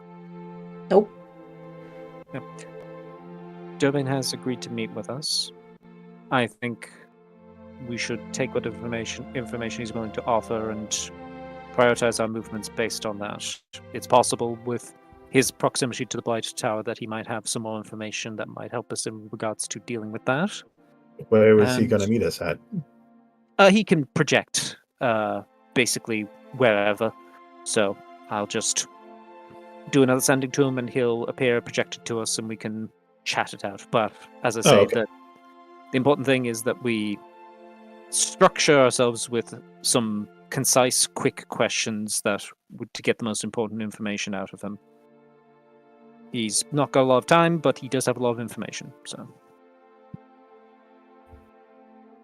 Yes. Benny, could you do a sending to my brothers to keep the obelisk safe while we're busy doing other stuff? sure. The tank's a little empty at this stage of the game. I could probably manage one sending, and that's me tapped out.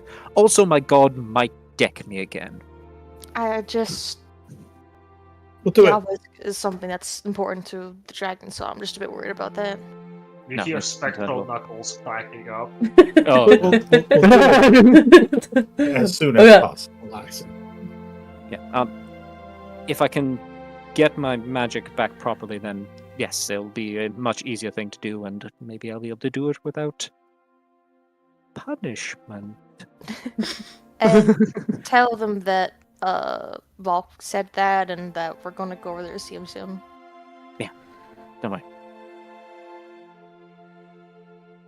Benwald's gonna kind of look over to Elena.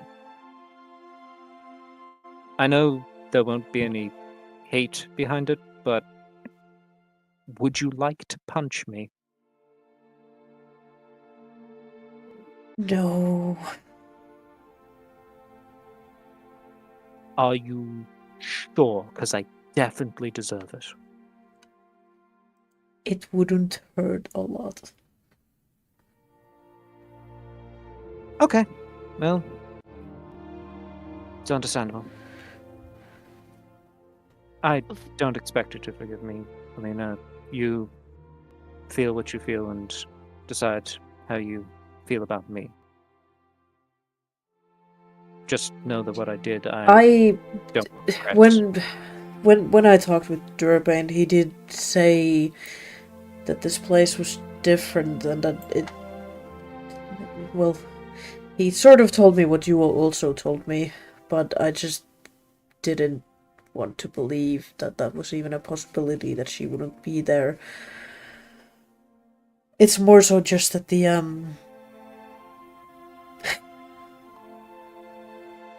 The confirmation. everything I did for Malin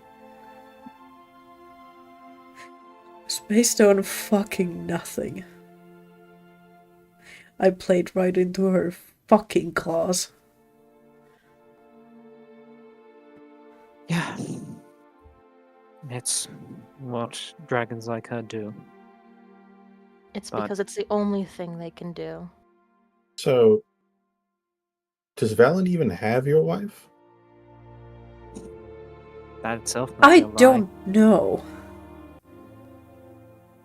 Isn't your wife like over mushrooms and stuff? What do Have you ever thought about asking them?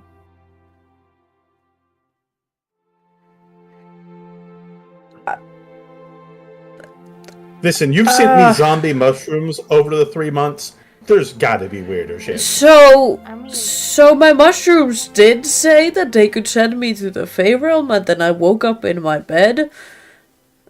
And I might have, listen, I did grow some non-edible, well, edible, but not that kind of, not food mushrooms, if you understand what I'm talking about.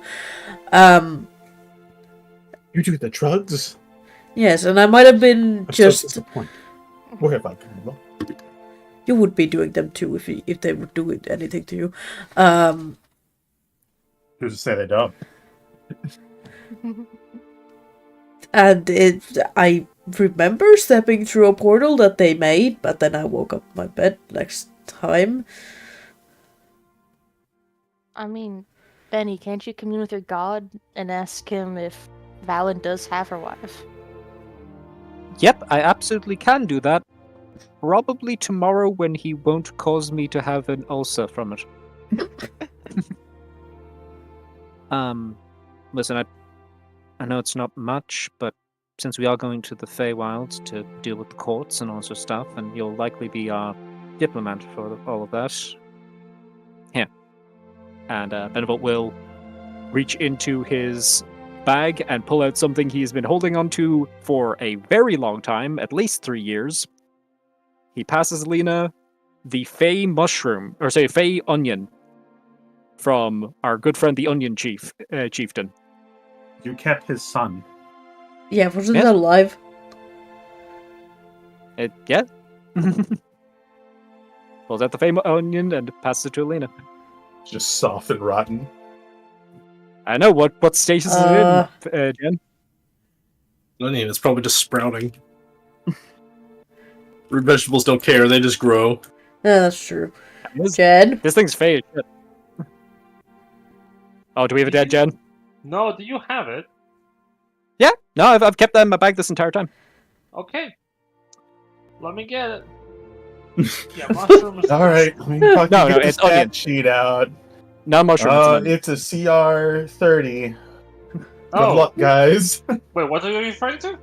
So, if you remember the Onion Chieftain that we met when we were leaving the Feywild, the one who helped us with the teleportation Yes. circles, he gave Yes. he gave Benevolt a Fey onion, well, an onion, as reward for as compensation and thanks for all of our help with the Yeah, you got Onis. the onion.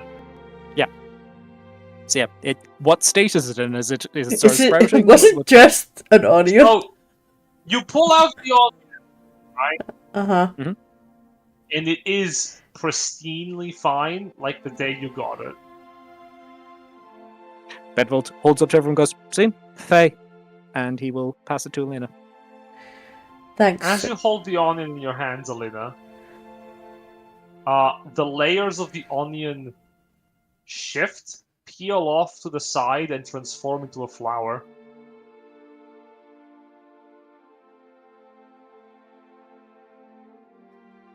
Huh.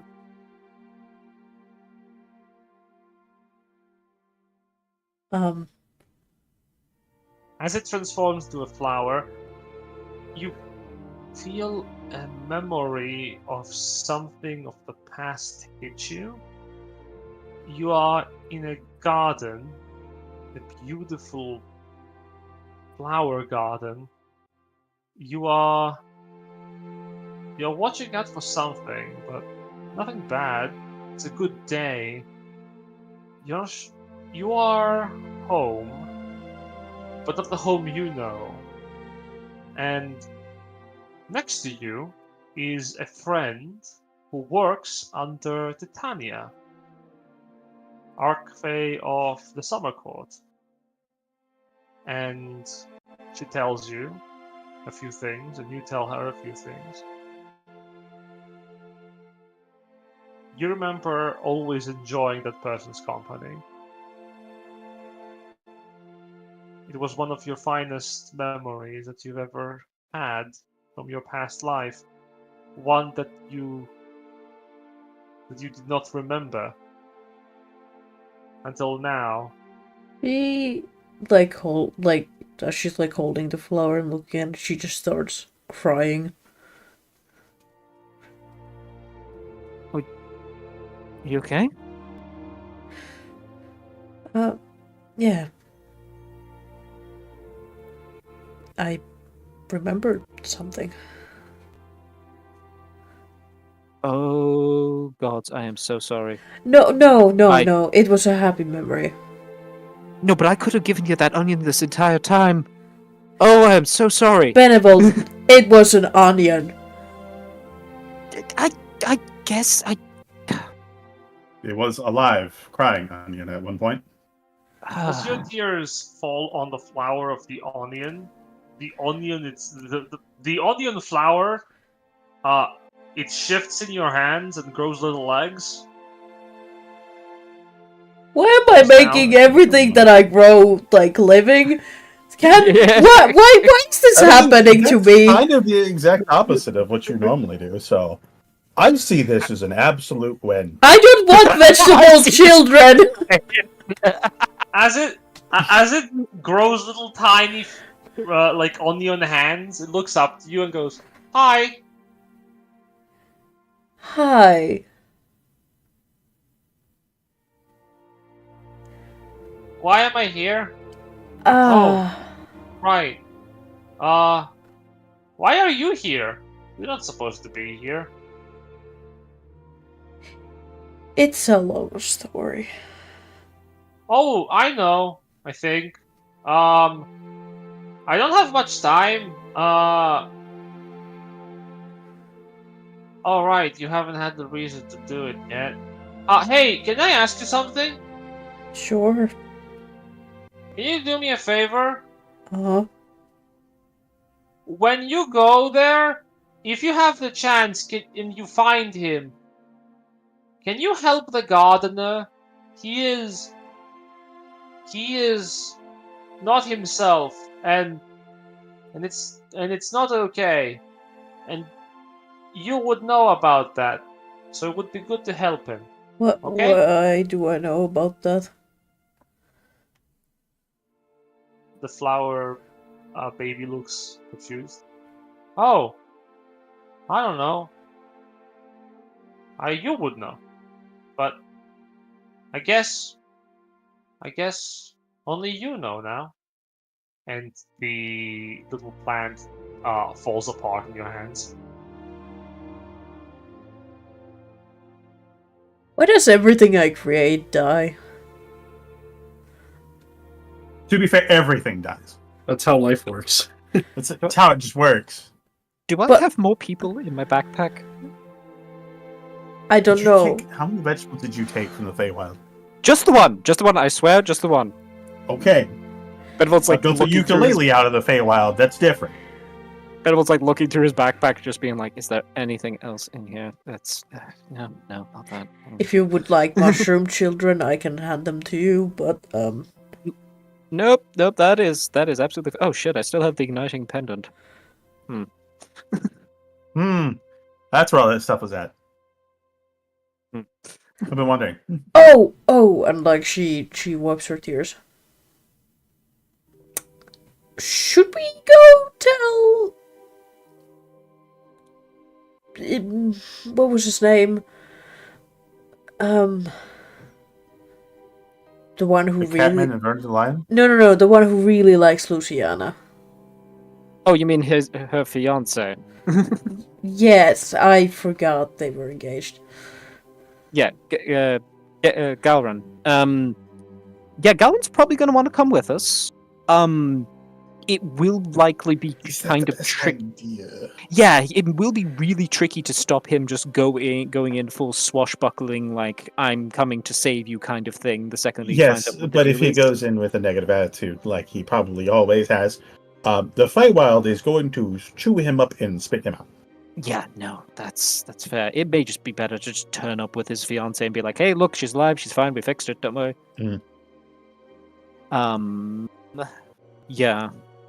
No, that may be a just turn up and present his wife to him kind of situation. Although, Look what we found! It's your bride! shit. Okay, hang on. I'm thinking in terms of Faye stuff, order. though. Like, is there an argument He to be gets it. said that Oh my like God. turning up with the fiance is the kind of thing that in the Feywild would be the kind of thing they'd be like, oh, but this is to save love? Then yes, we'll absolutely help you out. But what is love worth? I don't know. I don't know. It was Well- worth her anger. Well, there's all kinds of love, but I know they love the drama of it all. Yeah, that's my thinking. The drama side of it might tip things in the favor of them actually being like, and that's a great end to the story that she gets his wife back and everything, or his fiance back and everything's great. Okay, cool. Don't convince him of a sequel then. Yeah, no, let's debate this one. We still need to talk to Durbin and stuff. Yeah, as much as I do want to run into the Feywild, considering last time we were there for 3 years. Yeah, if we can figure out a way that doesn't result in us becoming temporally displaced from the material plane, that'd be Yes. great. Well, Durbane seems to do it just fine. Yeah, no, if we can... So he again, has the answer. Also, I would not like someone else picking up my face and then So- stepping more of the bullet. Yeah, no, that's fucked. Also, why shouldn't we go to Lorelane? Oh, yeah, that's a good point, yeah. What's up with that? It's just out of the way. Also, Yeah. honestly, I can just teleport. Oh, it's just out of the way. Yeah! Yeah! That is all that Volk says. Just like, yeah. Yep. So That's I'm it. going to... Benevol's going to just turn away from Dante and look directly at Volk and just go, so what's up with Lorelane? Remember, I mean, it's like there's like 3 reasons why we shouldn't go there. Devil's the top of the list. Oh, 4. No, he's like the 4th.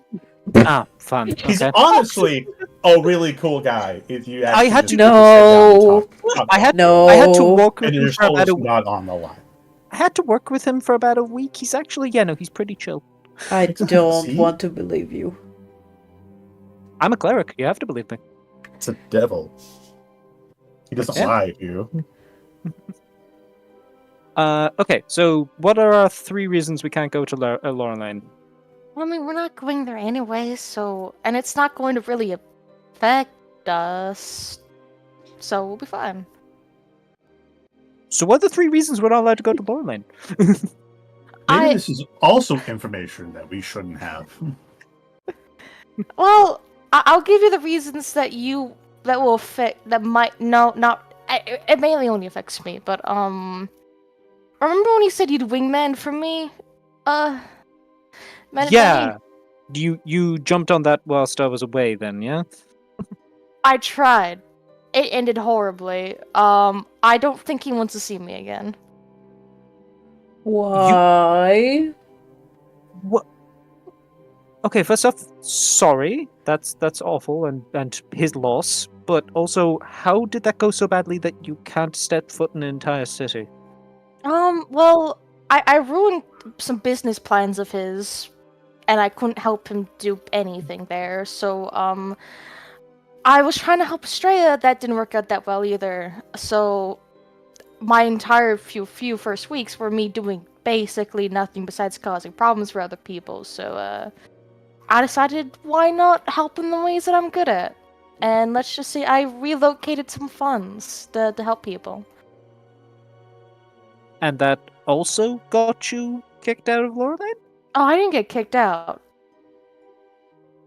As far as they know, relocation of funds happened. They just, some unknown benefactor did that. Okay, so just trying to track the story here. You biffed it in regards to his business plans. You then reshuffled funds to those business plans? Well, I gave him like 500 gold when I broke into an apartment and left it there. Have Okay. Did you consider talking to him? Or giving him an envelope? What if I told you yes?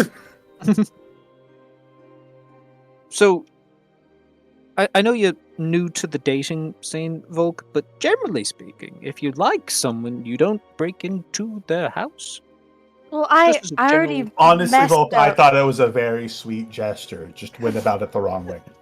I already kind of messed up his business and what he's trying to do. I saw that he was working himself to death, and I couldn't help him no matter how much I tried, because this is an area that I have no idea about. So I kind of just left to try to see if I could do anything else to help Estrella, who's my friend, and that didn't go that well. So I came back and was like, I'm going to make money, or at least get money.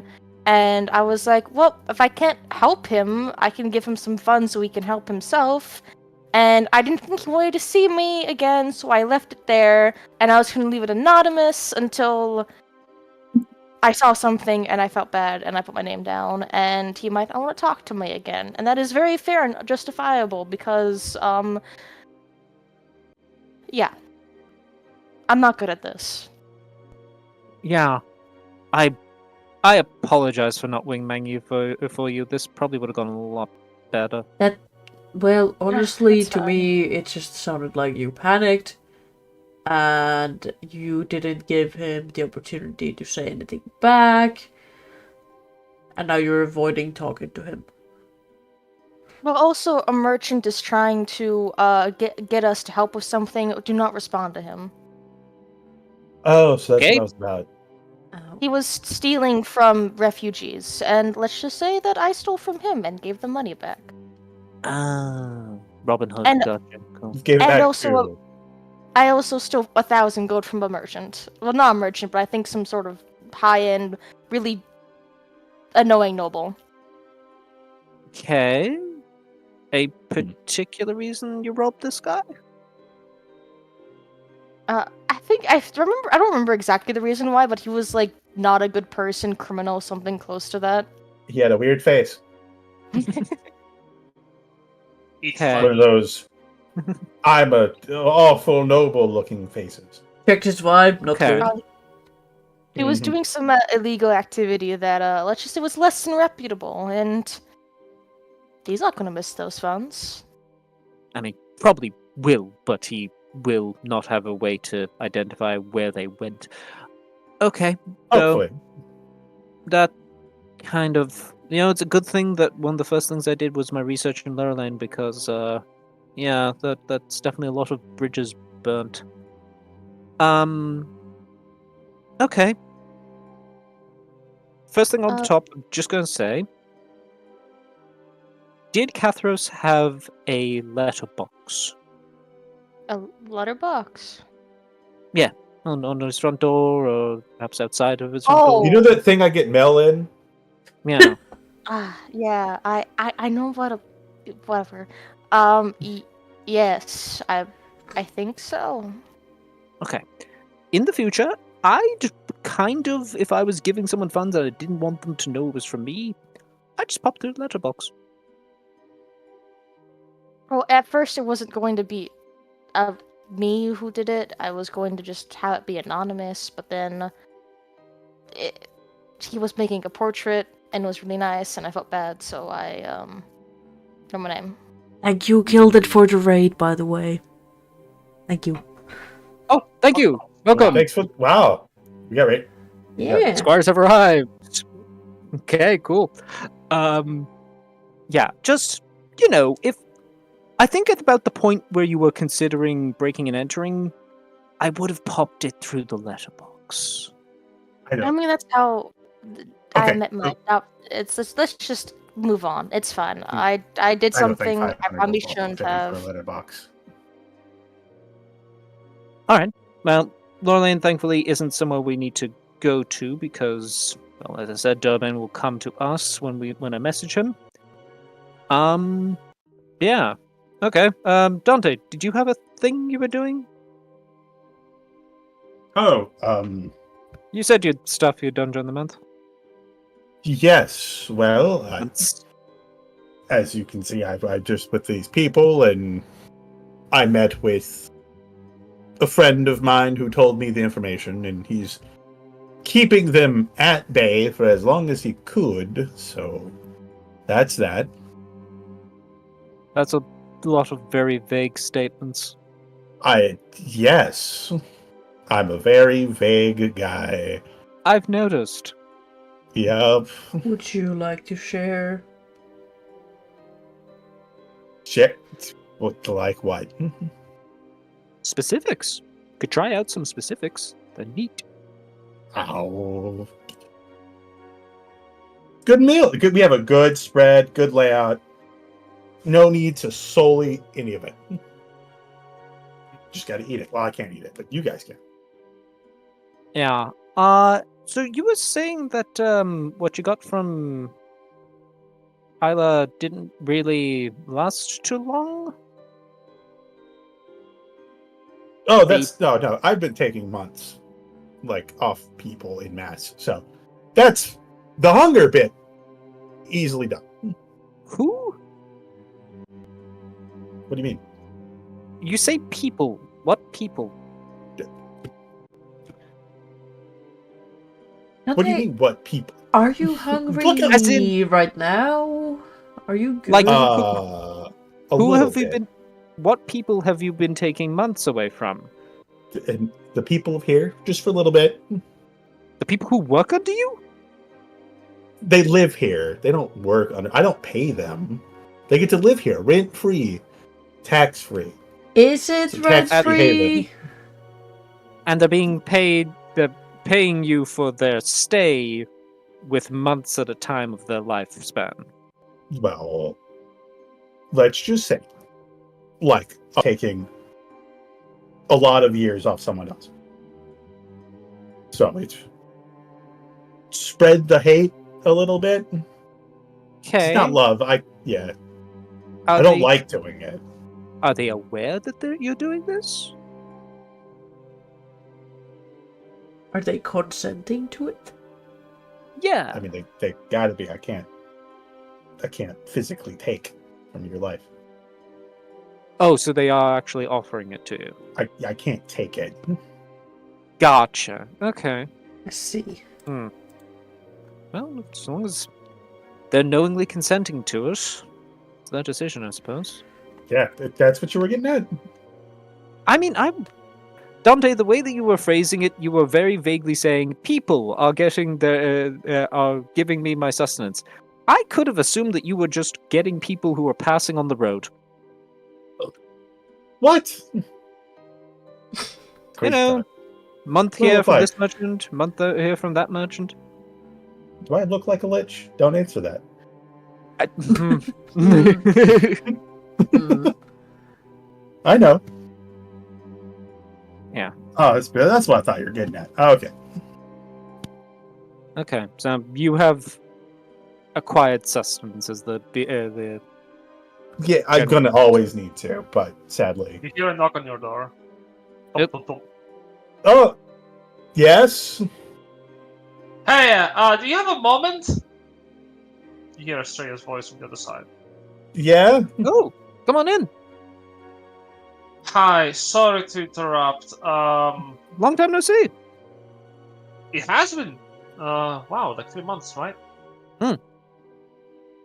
Listen, I don't know if you're all aware, but things are moving. We've got quite a few invitations from different noble houses, asking for our presences and whatnot. Yeah. And we also have, like, don't know, plenty of things that I remember you were talking about.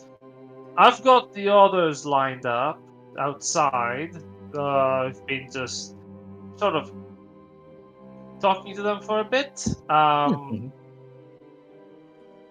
I have a couple of things here. Curathos has been looking for you. For me. Can I take Oh, a it's hide so action? special. make a stealth check. No, well, you can't hide your responsibilities under a table. That Oh, is that's actually uh, bad. technically, That's yes, really you can. bad. You can hide Edible- from your problems. edible No. still I absolutely do it you. all the time. You put your hand over your face and you disappear for some people? You just sink below the table. Bedvolt has a passive perception of 20. His glowing golden eyes are still locked onto you, and you can feel them burning into the back of your head. He's been asking about you, like, a lot. You know, you should probably actually go with that book. Regardless of that, the rest of the group are outside. Hell, everyone is outside, more or less. It's just a question of what you're actually looking forward to doing, because, as I understand it, you wanna go and what was it again? Yeah, the observatory. I remember something important being mentioned about that one. Yep, look, we've got... Look, whatever you come upon a decision on doing, just let us all know, because we are downstairs. Of course. How's the spread downstairs? Is it good? It's good, right? It's alright. Look, all I'm saying is, once you do figure out what you wish to do tell us. I can only keep the others, waiting for so long before some hyperfixation or other hits them. Tawari has been eyeing some of the undead around, and she really wants to try getting as many as she can, or like in a ball. And I can only talk her out of bad ideas for so long. Skeleton ball, would it be able to roll itself? Yes. Don't ask you why. No. Why do you always cut me off before it has the thing I want to ask? God damn it. Is all I'm saying. Think on it. Yeah, no. Yeah. You know what? The rest of you should go down and kind of talk to them. But you want to help me put the plates though, Benevon? Yeah, no, let's get things sorted out. Oh, just before we head down, one last thing that just occurred to me. Forgot to share it. So the Fae are who were the ones who gave the crown to the king, and that was established through a deal between an archfey of the Summer Court and a it's of the Crystal Palace. Hang on, I've got my notes here. Give me 1 sec, double check. The archfey of the Crystal Palace and some divine being. Unclear who they're aligned with or anything along those lines, but some divine being was a third factor in the deal that resulted in the crown passing to the king and them establishing the kingdom. So just something to keep in mind. When we're going to the Feywild, there's going to likely be a third faction we're going to have to rather rapidly deal with. Durbane's ancestor should have all the answers, and he's buried underneath Durbane's tower, so Dante, when we get there, maybe you could have a quick chat with him. Oh, of course. Why is it that every time I keep finding that I'm pissed off more people that I really shouldn't have pissed off? Well, the good news is that we now know the person who's really pissed them off is Valen, so we can just kind of redirect all that hate her way. I'm really good at that. Well, I hope you are, or otherwise, yeah. They'll be wary of the Crystal Palace. I'm a burning-haired skeleton man. I have convinced people to live at my house. He has a point. By the way, Volk, when we go down there, you are going to talk to that cat man. Yes. You got this. 2 thumbs up. We really shouldn't be worrying about this. Take a bardic inspiration. I'll take the inspiration.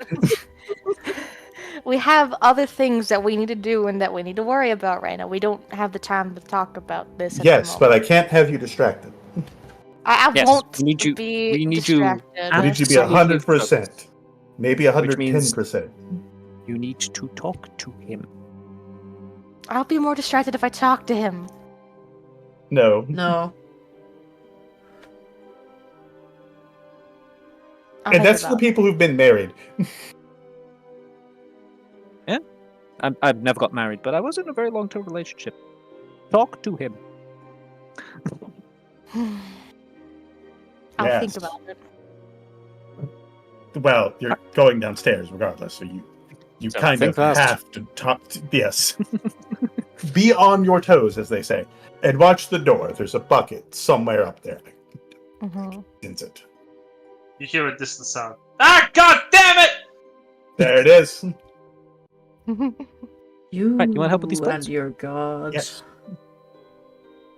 Listen, it's just mine. You and your He's god. awesome.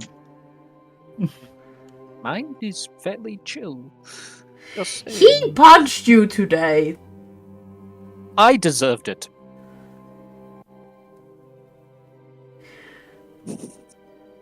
And you, of all people, can't tell me that I didn't.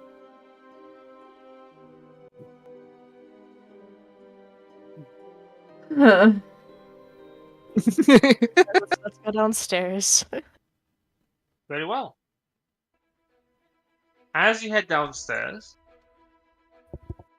the semblance of your options is before you. You have a plan that must be fulfilled, and a course of action that must be taken. Evil forces are already moving, and the world is in motion once again. As you're descending, you find that most of your rest and respite has been properly rewarded, as everyone, at long last, after 14 in-game weeks of downtime, receives the benefits of a long rest. Magic, man! Yippee. I could go back to bothering my god on the daily. Fuck! Man, it's just the exact opposite relationship with Dante and Muertos. It's like, oh, dude, check this out. Muerto bothers Watch you daily. Benevolent bothers. Hey, Dante, watch me do this flip. I'm kind of in the middle of something, but watch me do this flip, though. Watch me do this flip.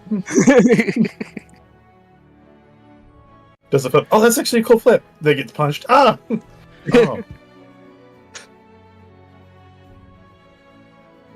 However, Oh, man. this is going to be us for today, because we are Thank reaching you. on the 430 minutes on like an active fucking stream.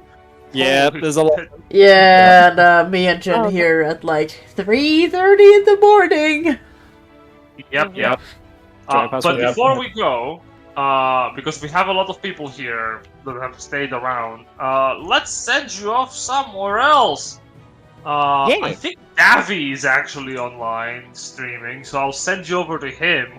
He is playing Back to Trine, Trine 5 Clockwork Conspiracy. I play in one of his games. He's a fun guy, and he's got wit for days. Why'd you make a mushroom Some joke? maybe if it's fitting. Once you go there, the stream. You know what? For the raid message, if you wish to drop a raid message, just tell him the following phrase, and he will understand. Arnold sends his regards. It is a funny reference to the fact that that's the character I'm playing in one of his games. Hell yeah. So take that, copy paste it, and I'll send you over. Also, tell them that give him disadvantage. Yep, all disadvantage. All No, All disadvantage. Oh, I'll this shut is shut it. He's been cursed. All right, that's gonna be us for today. Thank you all for watching. Thank you to my players for playing. Goodbye. Brr. Bye bye. Meow.